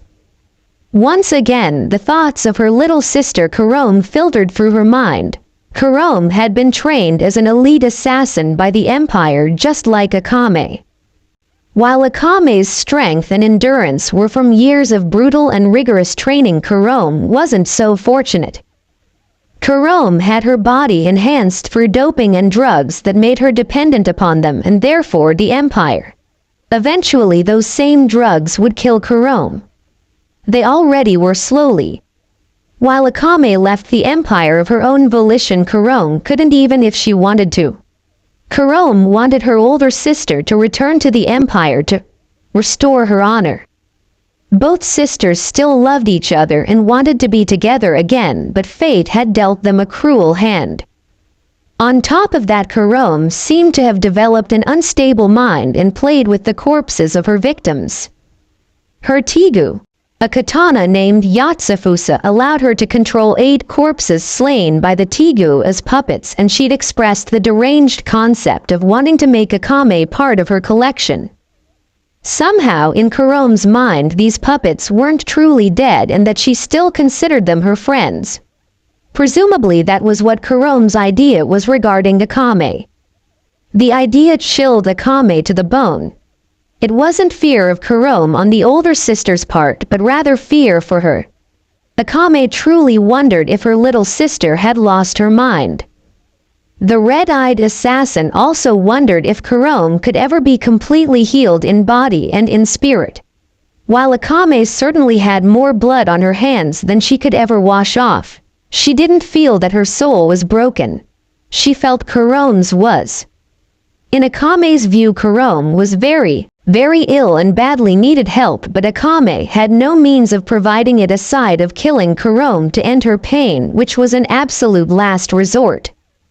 Hinata had mentioned to Akame in passing that the leader of Konoha, the 5th Hokage Senju Tsunade, was renowned as the greatest medical ninja on the elemental continent.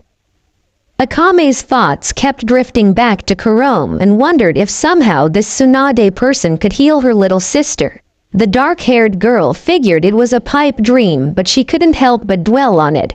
She eventually found she couldn't sleep no matter what she did and got up to sit by the campfire.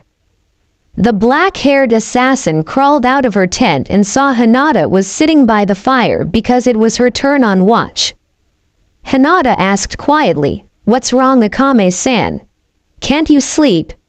No offense, but I can tell you are exhausted." Akame nodded at the perceptive young Hyuga woman. "I'm just restless. I have a lot on my mind and can't seem to get to sleep." The indigo-haired girl asked kindly, "Is it about your mission? I assure you we will make an effort to help you." The red-eyed girl shook her head. "No, the mission really isn't an issue. I honestly figure the political prisoner we've come for is already dead and gone. I think we'll end up traveling back empty-handed." "If that's not bothering you, then what is it?" asked Hinata. "We're quite safe in this area if you're worried about an ambush." Seeing Akame wasn't worried about that from her body language, Hinata simply asked, "Do you want to talk about it?" Akame paused and looked across the fire into Hinata's pearl-like eyes. After staring for a moment, the black-haired assassin asked, "Do you have any siblings?" That was out of the blue, thought Hinata. She smiled gently and said, "I have my little sister Hanabi-chan. She's one of my most precious people. She's 12 years old now." The red-eyed girl asked, "Are you two close to one another?" Hinata sighed. "We were very close when we were little, but then our clan training kept us apart. It's only been since the war ended that we have been allowed to be real sisters again. I'm happy, but I have missed Hanabi-chan a lot over the years." Akame said, "I have a little sister too. Her name is Kurome. We were very close when we were growing up, but now she works for the Empire and I work for the Revolutionary Army. I guess she's 14 now. I love her, but we are enemies because I defected from the Empire." The Hyuga heiress said, "That must be terrible. Does she still care for you as well? She loves me but considers me a traitor, said Akame, wondering why she was telling a total stranger this. Kurome's very sick and I want to help her and free her from the Empire, but I don't know how. Does the Empire not have good hospitals? Asked Hinata with confusion in her voice. Akame didn't realize it, but she had tears running down her cheeks. They give Kurome body enhancement drugs to make her a better assassin. Those drugs are slowly killing her and I'm powerless to help her. I don't know what to do. Akame broke down from the stress and cried. She didn't know when Hinata had come around to her side of the fire and embraced her. It took the red-eyed girl a while before she finally got herself back under control. Akame finally said between hiccups, I'm terribly sorry, Hinata-san. I didn't mean to make a scene. Hinata gently patted Akame's back. We all need someone to talk to sometimes, Akame-san. Don't worry about it. Are you feeling a little better now? I think you've had that bottled up inside of you for a long time and it needed to come out. Akame slowly nodded. It seemed that exhaustion had finally caught up with the red-eyed young woman as she yawned. Why don't you try to get some sleep? Said Hinata. Hopefully you can rest a little easier now. Akame quietly said, Thank you, Hinata-san. I really mean it. Akame quietly crawled back into her tent and fell into a dreamless sleep. About 20 minutes later, Leonie peered out of her tent and saw Hinata's back to her silhouetted by the fire. Her gold eyes widened when Hinata said, You can come out, Leonie-san. Leonie silently cursed herself for forgetting that Hinata could literally see 360 degrees. As she crawled out of her tent, she said, I wasn't spying or anything. I just forgot you have eyes in the back of your head. Hinata shrugged as Leonie joined her by the fire. Suddenly the blonde woman said quietly, You did a good thing for Akame-chan. I thank you. Hinata replied, What are friends for? The cat-like woman was taken aback. You'd consider Akame and I your friends? I don't see why not, said Hinata. My entire team is made up of trackers and we have good instincts when it comes to reading people. Although your methods were quite wrong, your purpose isn't. I don't know how much we can help you achieve your goals, but I don't see why we can't be friends. Friends are good things to have. Besides, we just ended a massive war here a few months ago. I can empathize with the stress you must be under. Leonie gave a genuine smile and said, You are a good person, Hyuga Hinata. I hope we can be friends too. Leonie then went back to her tent to sleep. Shino soon took over the watch from Hinata and the rest of the night went peacefully.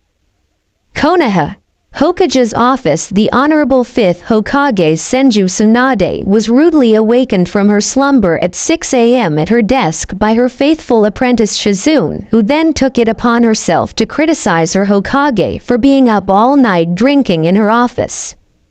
Shizune then performed an intervention, for the sake of Tsunade's liver, and cleared the office of all of Tsunade's remaining sake bottles she had stashed here and there in the office, even the ones in the hidden ceiling hatch. As if that wasn't enough, the dark-haired woman further overstepped her bounds by using medical ninjutsu to purge the remaining alcohol out of Tsunade's system to get her up and around for the day instead of letting Tsunade sleep off her remaining hangover, or at least use it as an excuse to get a morning buzz to deal with the headache. Tsunade groaned as she heard a knock on her door and an overly chipper Shizune came in with the morning mail. I'm glad to see you bright-eyed and alcohol-free, Tsunade-sama, said Shizune cheerfully. Tsunade irritably gave her loyal apprentice the finger under her desk.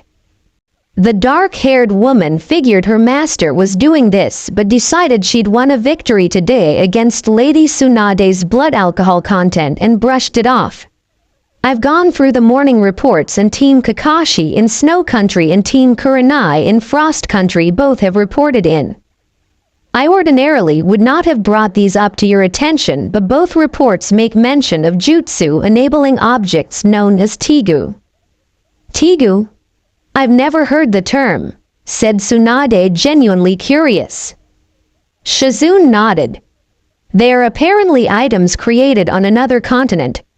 Team Kurenai has 2 Tigu users traveling with them and are bringing them back to Konoha in an effort to prevent an international incident from occurring, as Aburame Shino put it. Said Tsunade with a sweat drop.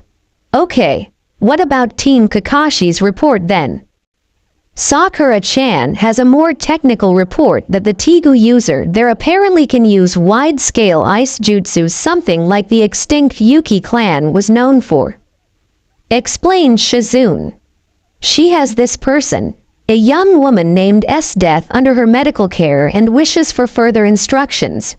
She plans to bring S-Death-san back to Konoha when they return. From what Sakura-chan has written, it's an excellent opportunity for a case study as well as helping this person recover from a lengthy confinement. The name S-Death certainly sounds foreign. A lengthy confinement of what nature? Asks Tsunade. The person in question was found incarcerated in a hidden prison from Kazahana Dodo's time in power. Said Shizune. Apparently S-Death-san was some sort of political prisoner, but the situation is unclear as many of Dodo's records were lost when he was forcibly removed from power. Tsunade glanced over both reports and said, these 3 Tigu users all have origins on another continent as well, and all 3 mention an empire. Sakura has reported this empire may be hostile and that Koyuki-sama has her people investigating Dodo's possible dealings with this empire. Shizune nodded.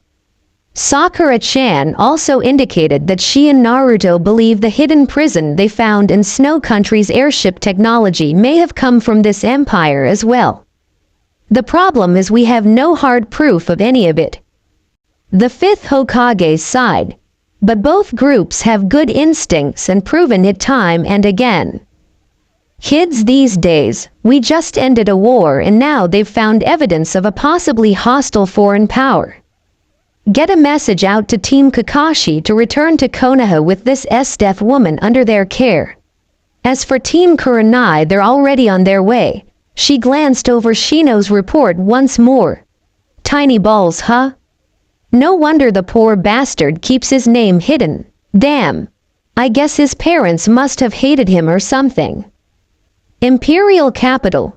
Yeager's residence. Kurome awoke early from her slumber once again, wondering where her big sister Akame had gone. The younger woman bore a strong resemblance to her older sister Akame, but had dark eyes and wore her hair in shorter twin tails style instead of straight like Akame. They even dressed in a similar manner. She was one of the Jaegers, a powerful group formed over 2 years ago under General S-Death's dynamic leadership. They were strong enough to battle the likes of Night Raid, which they specifically were formed to combat. There were 7 of them then. Those were good times, but so many of them had died in battle. Kurome, Wave and her undead puppet run were all that was left of the Jaegers now. Ever since General S-Death had been taken away 2 years ago, Wave swore it was an act of treason against S-Death. They had been a special squad under several different commanders. They weren't treated kindly and were constantly in action against Night Raid because they were among the few strong enough to face the rebels. Kurome realized she was running out of time and wanted to call her older sister Akame out for one last battle between sisters. She wanted Akame to rejoin the Empire, but deep down she knew that it would never happen. Kurome determined as a last resort that she would turn her beloved Nei-chan into one of her puppets so they would be together forever as sisters should be.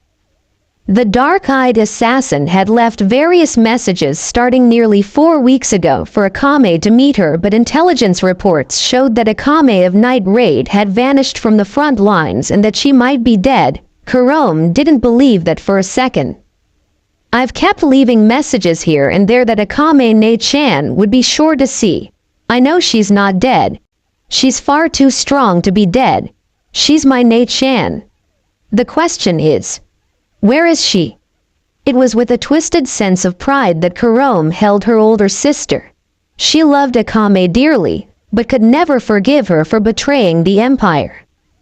Kurome also was beginning to have feelings for her fellow Jaeger, Wave. He was a genuinely good man that really cared about her. He'd sworn high and low that she had to live through this war and could be healed from all the damage done to her body by all the enhancement drugs. Kurome wanted to believe him. She really did. He also was trying to steer her away from fighting Akame. The poor man just didn't understand that the situation between her and Akame Nate-chan had to be settled this way. Kurome dreamed last night of being with Wave and even having a family together out in the country. Akame was there too and was a doting aunt to her little ones. The young assassin wanted to cry. They were in a war and the Empire was falling apart. Since General S. death had been locked away to God knows where, and General Budo, the strongest general in the Empire, had died recently at the hands of Night Raid, public insurrections grew stronger by the day and the Revolutionary Army seemed to grow in strength as well. Kurome believed that the Empire could survive this through sheer military might, but Wave had indicated to her that the Prime Minister himself was corrupt and eating away at the Empire's very core.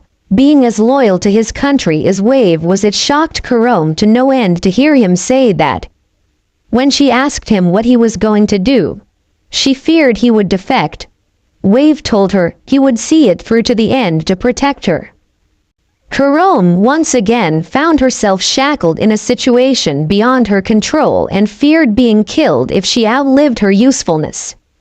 Her body was going piece by piece.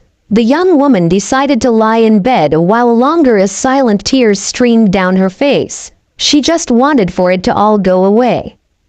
Things didn't look good for the Empire.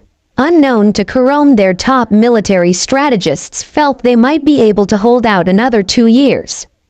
They predicted it would be brutal and bloody for the Revolutionary Army, but whichever side won would have a Pyrrhic victory at best. There would be no true victors, and countries from outside of the 1,000-year-old empire would easily be able to mop up whatever was left. Snow Country. Kazahana Castle's death woke up and found both Sakura and Naruto there waiting when she got up and dressed. She cursed silently. If Sakura was there, then Naruto couldn't put his magic hands to work. Death wanted to wake up to one of Naruto-kun's incredible back rubs every morning. However, she greeted them pleasantly. "Good morning, Naruto-kun." "Sakura-san. I was just getting ready for my morning exercises. Would you like to watch my form?" The last question was obviously aimed at Naruto. Sakura smiled and said, "Actually, the mission Naruto and I are on is basically completed. We're going back to Fire Country soon." The young light blue-haired woman felt herself panicking. "Naruto-kun is leaving me behind?" Naruto said, "Anyway, Sakura-chan and I are waiting for final instructions from the Hokage before we depart. We were wondering if you'd like to come back to Konoha with us until you're fully recovered. If you don't want to, I'm sure we could." "I'd love to go back to your home village with you, Naruto-kun," answered Death excitedly. "Yes. More back rubs," she cheered mentally. It seemed the whole building an army to get revenge thing had slipped Death's mind temporarily. Naruto and Sakura both smiled at her eagerness, and Sakura said, "Once we get our orders, we'll make arrangements then. We'll have to get you some additional traveling clothes though. It's about 5 days by ship and then another 3 days traveling through Fire Country at a civilian pace. Since you're already up and around, why don't you exercise and then you and I can do some clothes shopping?" Naruto was preparing to escape in a body flicker when Sakura grabbed his ear so he couldn't get away. "Naturally, Naruto will be coming along to carry our purchases like the proper gentleman he is. Isn't that right, Naruto?" Sakura said with a manic look in her emerald eyes. Naruto knew there was no escaping now. He shivered at Sakura's crazed look and said, Sure thing, Sakura-chan. I'll tag along with you and Death-chan, he said in a frightened tone. Sakura nodded and smiled as she released his ear. Now you're committed, pack mule, she thought evilly. I don't know what your tastes in clothes are, Death-san, but I'm sure we'll find something you like. Excellent, said the light blue-haired woman. Death had never really done much clothes shopping. She preferred her uniforms, but she thought this might turn out to be interesting. Naruto just cowered in fear and prayed that Death wasn't like Sakura and Ino when it came to shopping. Chapter 4 The Snow Country Ship Ice Skater. It was morning and Sakura groaned irritably in her cabin, which was next to Death's. Death was getting her morning back rub and was moaning like a bitch in heat. Sakura wanted to go over and smack Naruto around, but he honestly believed he was just giving Death a simple massage. Flashback. Naruto was sitting on his bunk in his cabin just after they boarded the ice skater and unpacked their things. Sakura was lecturing him against using a seduction hijutsu on Death. She'd already told him that if Death decided to force herself upon him, that she wouldn't help the blonde ninja out at all. But Sakura-chan, it's just a relaxation technique, said Naruto in denial. For you to actually use it as a seduction technique, you have to give a full body massage and reach around the front as well, he explained as he motioned from his chest to his abdomen. I haven't touched anything but Death-chan's back and shoulders above the waistline. Sakura face palmed. You do realize that you probably have the most potent chakra in the elemental nations, don't you? Your technique is far more effective than anyone else's could ever be as a result. Naruto huffed. It's just a basic relaxation technique, Sakura-chan. I can't believe you think I'm trying to seduce Death-chan. Have you considered giving her a normal massage? Asked the frustrated Rosette. The blonde ninja cocked his head to one side. It's the only kind of massage I know how to do, Sakura-chan. I didn't know there was another kind. Then Naruto crossed his arms and said gruffly, None of the other women I gave massages to complained that I was trying to seduce them or anything. You've got to be kidding me, exclaimed Sakura. Just how many women have you given your so-called back rubs to? Naruto shrugged. I don't know, Sakura-chan. Ero Sennin had me do it a lot because I had a knack for it. It wasn't like I kept count. Sakura's jaw hit the floor. Is he really that dense? It must be genetic. The two teammates bickered a while, but finally Sakura's face fell and she said, You're an idiot. I give up. Rotating on her heel, she left Naruto's cabin. Flashback end. That was 3 days ago. Now the genetically oblivious idiot was driving Death into orgasmic bliss every single morning for the past 3 days, and there were still 2 to go before they reached Fire Country. Sakura had come up with a hypothesis. In spite of the fact Naruto was a pervert, he had indeed done his best to resist his master Jiraiya-sama's utterly super perverted ways and teachings. It wasn't like he was some kind of skirt chaser that was always out whoring. Sakura was proud of him for that. On the other hand, she figured Jiraiya had innocently trained Naruto in these so-called relaxation techniques in order for Naruto to drive women wild and turn the blonde ninja into a total sex machine.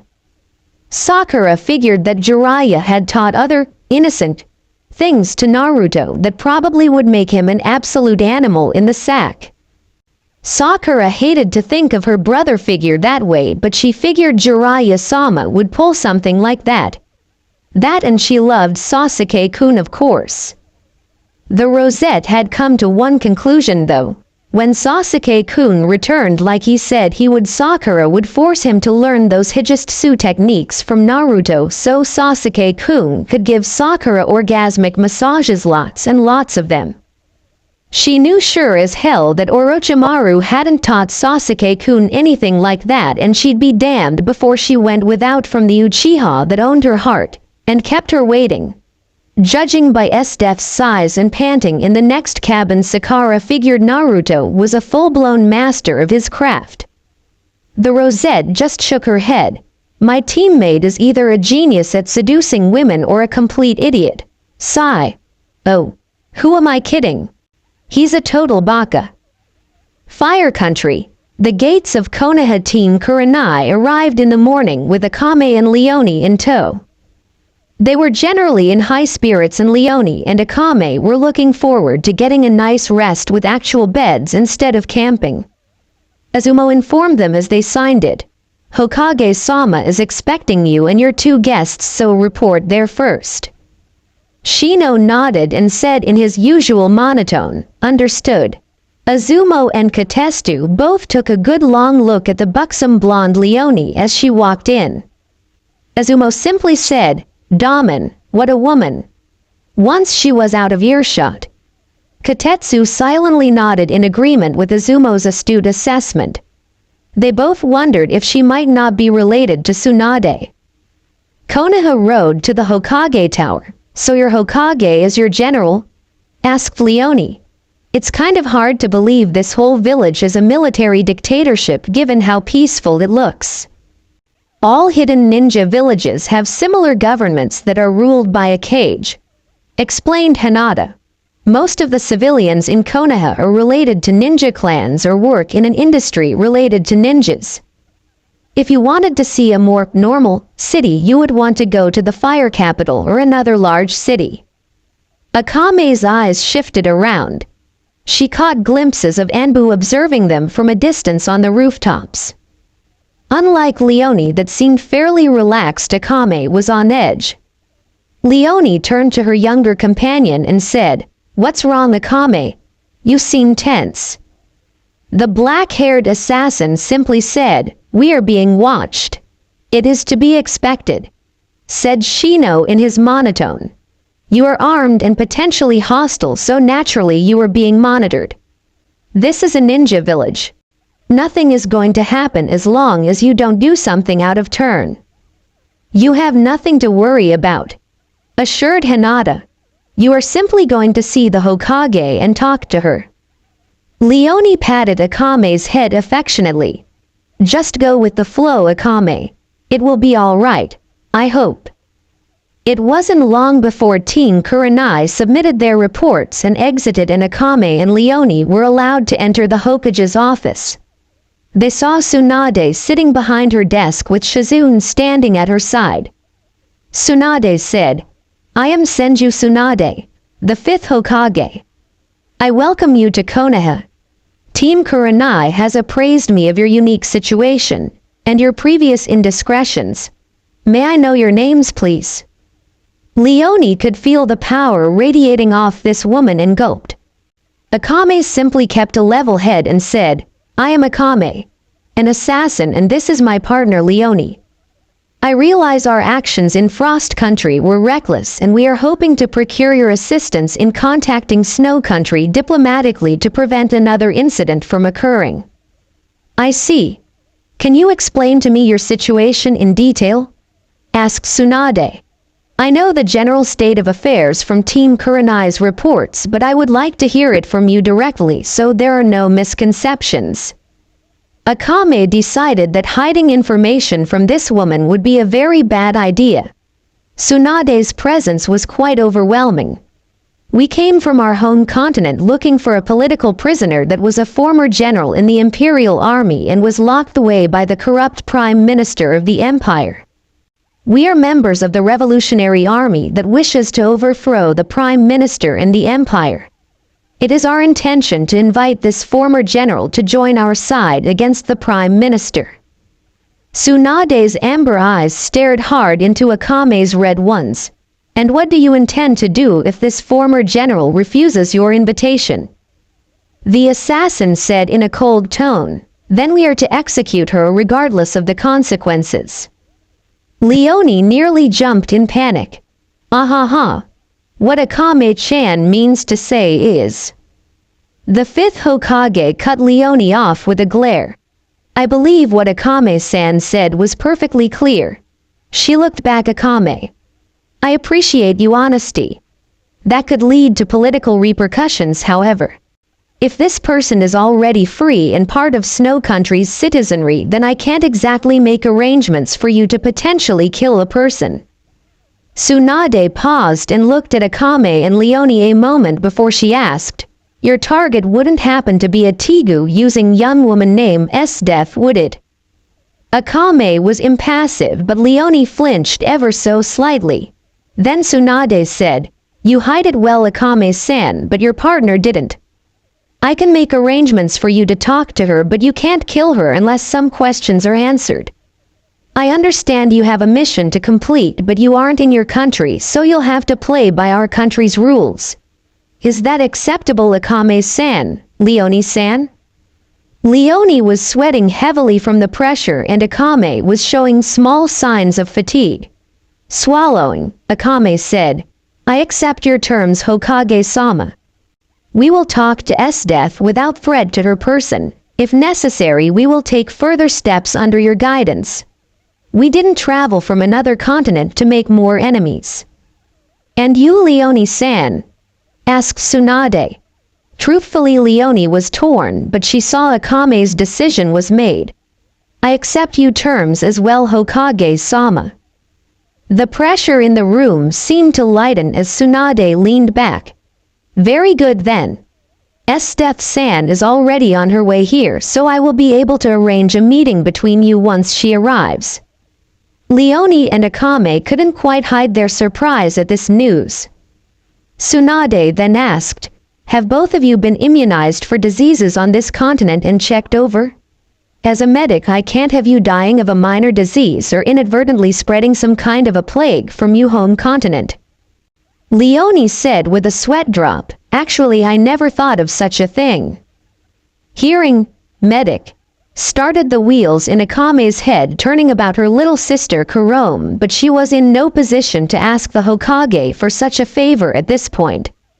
Sensing no ill will, Akame said, if you have a treatment facility, we are willing to submit to an examination for everyone's safety. We are? Asked Leonie in a shocked tone. Says who?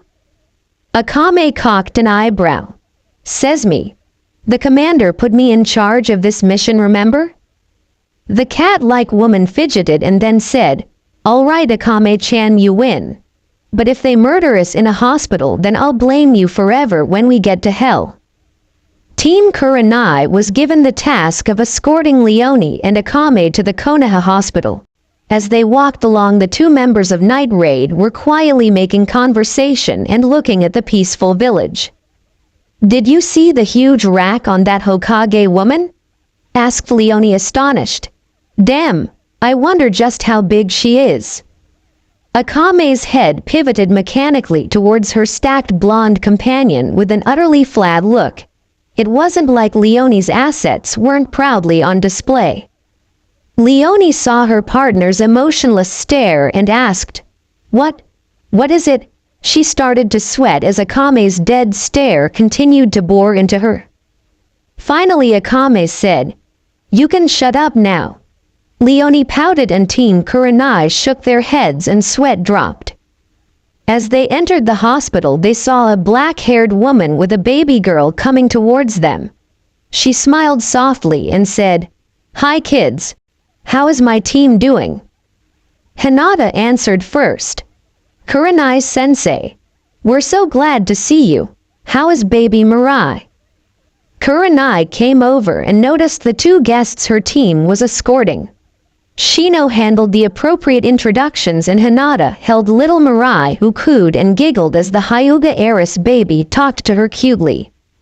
Leonie said, Gee Akame, with the fair skin, black hair and red eyes, I'd think you and Kurenai-san were related. Everyone looked back and forth between Akame and Kurenai before the two answered in sync. I'm sure it's just a coincidence. Everyone blinked and Kurenai and Akame looked at each other in surprise before they said in sync again. I'm sure we can't be related. Both women stared at each other and Kurenai said, "Well, I'd best take Mirai home. It's time for her feeding." Scooping up Mirai from Hinata, Kurenai said her farewells and departed. Kiba stared at Akame and said, "Maybe you two are related somehow." "Don't be ridiculous, Kiba," said Shino, face palming. "It was just a fluke." "That really was pretty strange," thought the whole group. Akame just remained silent and wondered. Fire Country, Port City. 2 days later, it was morning and Esdeath was practically glowing with happiness as she disembarked the ice skater with Naruto and Sakura. She'd never had a better trip in her life. If Naruto-kun can do that with his hands, what can he do with the rest of his body? She wanted to giggle like a schoolgirl, but years of discipline kept her from doing so. She had an image to maintain after all. Esdeath's euphoria was completely lost upon Naruto, but her smiles and shy blushes at Naruto were painfully obvious to Sakura as they had breakfast in Port City. "Well, it's just about 3 days at a civilian pace to Konoha, Esdeath-chan," said Naruto. "We'll have to spend at least 2 nights in tents, but that shouldn't be a big deal." "I guess I'll have to share a tent with you, Naruto-kun," said Esdeath shyly as she blushed. "I'm nipping this in the bud," thought Sakura decisively. "Oh, that won't be necessary, Esdeath-san. My tent is a double, so there will be plenty of room. Naruto has a single, so it would be way too cramped for the both of you. Besides, you need a good night's rest given you're convalescing. Naruto would wake you up when he crawled in and out to take his turn on watch."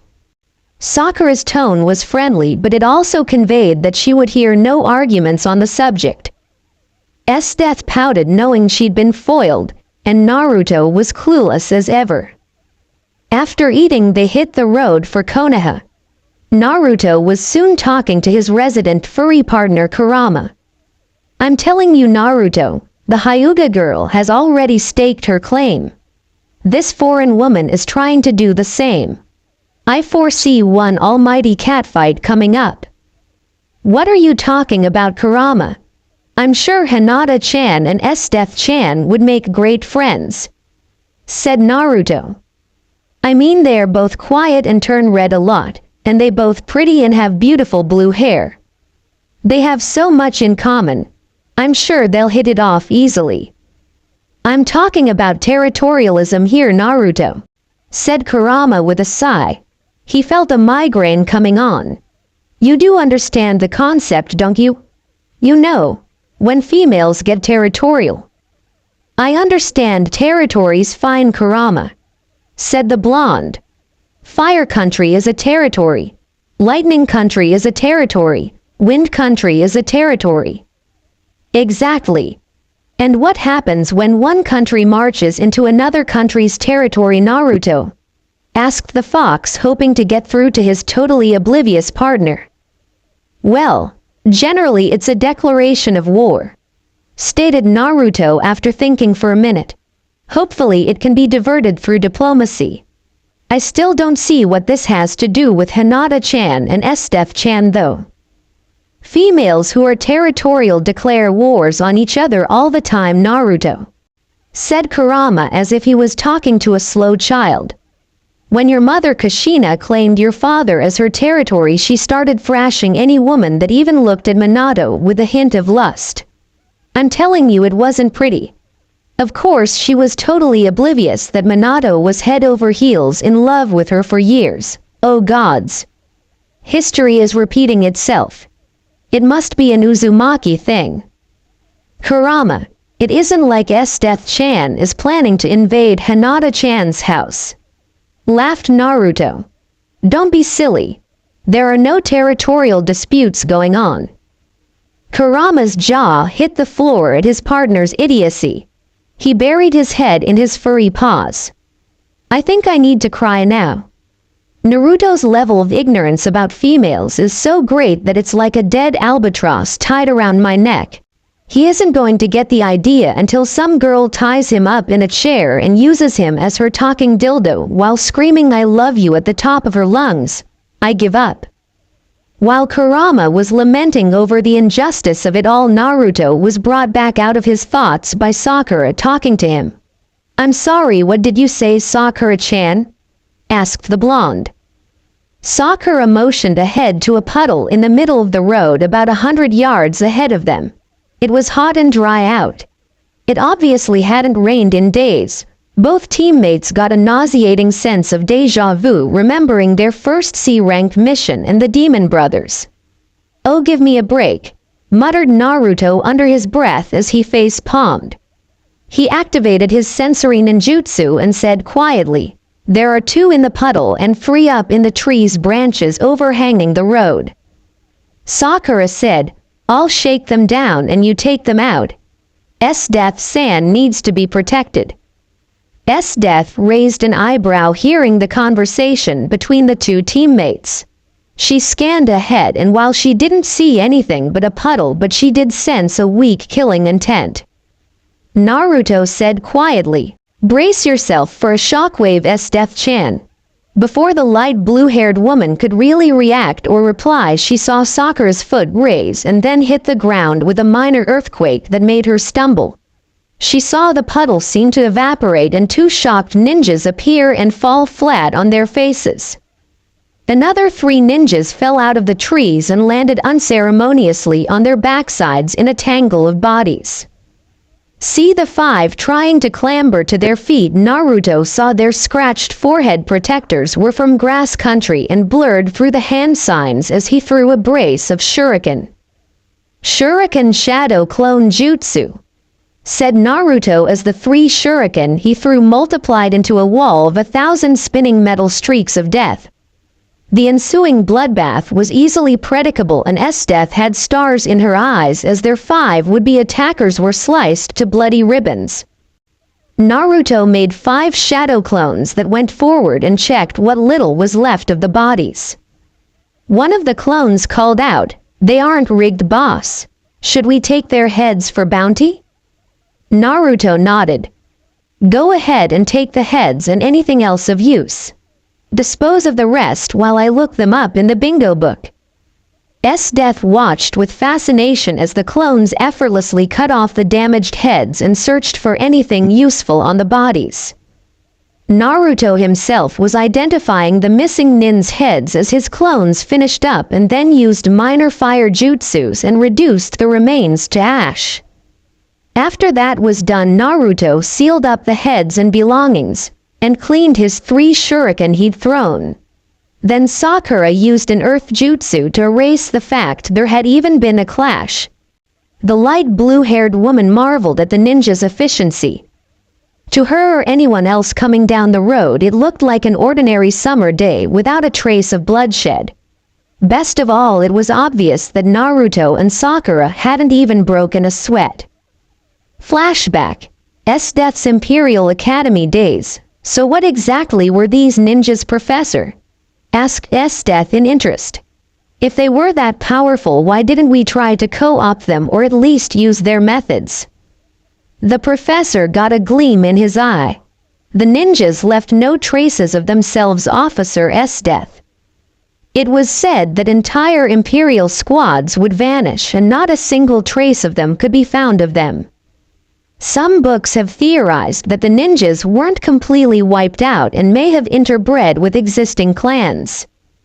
Some clans that are known for their great assassination skills date back to the earliest days of the Empire and have completely unique and secret skills passed down from generation to generation. Who is to say they might not be descended of the ninja clan? Some of us in this very room might carry ninja blood within us. It's pure speculation, but I personally don't find it to be that far-fetched." Her fellow officer Najenda looked over at S-Death after class ended and said, "Just think of the possibilities, S-Death." Najenda's purple eyes were sparking with energy. "What do you think we could do with an army of these ninjas? I'm going to read up more on them and learn more." S-Death eagerly nodded at her friend. The possibilities were right there for the taking. Flashback end. Death was shaken out of her musings by Sakura, who said, "We need to take these heads to a bounty station and collect on them. Are you up to a detour of an hour or so?" The light blue-haired woman nodded eagerly. "Certainly I'm up to it. What you and Naruto-kun did was quite impressive. You'd never know there was a battle here." "Ninjas leave no traces," said Sakura with darkness in her green eyes. "It's an unwritten rule." Death's blue eyes gleamed with excitement. "Yes, very impressive. I wonder what else you can do." That old geezer was right. Those of us who can truly harness the power of our Tigu may well be of ninja blood ourselves. Konoha, training ground aide Akame sneezed. "Someone must be talking about me." She looked across the sparring grounds at her opponent Hinata. Akame had taken a liking to the quiet girl. Hinata was using Juken without full chakra, though it still hurt like hell, and Akame was using the Murasama with its sheath on, but it could still knock someone out. The red-eyed assassin noted the cold fire in Hinata's eyes as she activated her Byakugan and quietly said, "Come." The two young women charged each other in a flurry of strikes that were total blurs to the untrained eye. Kiba, Shino, Leone and surprisingly Hanabi were all watching eagerly as the two combatants danced and glided around each other. Both Akame and Hinata's style were about precision and finesse as opposed to Kiba or Leone, who were more brawler types. Since Team Kurenai was in charge of keeping Akame and Leone out of trouble, they came up with the idea of sparring yesterday, and everyone seemed to enjoy the strenuous workouts. The ninjas and the members of Night Raid also found a mutual respect growing between them. For Akame and Leone in particular, it was nice. Back home, the idea of sparring with your friends just for fun was unknown to them. Hanabi was watching Hinata and Akame spar with her Byakugan active. Nei-chan is right. Akame-san has instinctively learned to channel chakra through her body to enhance her strength and speed without using her Tigu at all. At this point, Akame-san isn't channeling any chakra through her blade period. Her chakra control is very refined and efficient. I believe she could learn tree walking and water walking easily. On the other hand, Leone-san relies entirely on her Tigu belt to regulate her chakra, and when she has it active she's very wasteful of it. She's lucky she has large chakra reserves. Of course, they've probably built up a lot from her burning so much chakra needlessly over time. Teaching her even the leaf-sticking exercise would be a hard job. Kiba and Akamaru were sitting by Hanabi in the shade of a tree. He'd been sparring with Leone earlier and he was amazed at how similar her Tigu's ability was like the Inuzuka All-Fours Jutsu. He actually would have said the Tigu was created from knowledge based on Inuzuka techniques, but given it was made 1,000 years ago on another continent, he found that idea impossible to believe. Still, the similarities were astounding. It made him wonder what other kind of Tigus existed out there. Leone was watching with interest as Akame and Hinata went at it. Akame has an edge in raw strength, but Hinata seems to have an edge in maneuverability. They are pretty well evenly matched in speed. I'm not sure, but I would guess Akame has more endurance. It blows my mind how Hinata can catch the flat side of a sword and alter its trajectory. That's unheard of. Night Raid could really use some ninja allies. I wonder if there would be some way to get their help. Shino called out, "Time!" And Hinata and Akame backed away from each other and bowed to end the spar. Both girls were hot and sweaty, but it had been rather intense. "That was a good spar, you two," said Shino. "Get something to drink and relax." Hinata and Akame came over to sit with the others and quickly retrieved their water bottles. "That got pretty extreme, Nei-chan."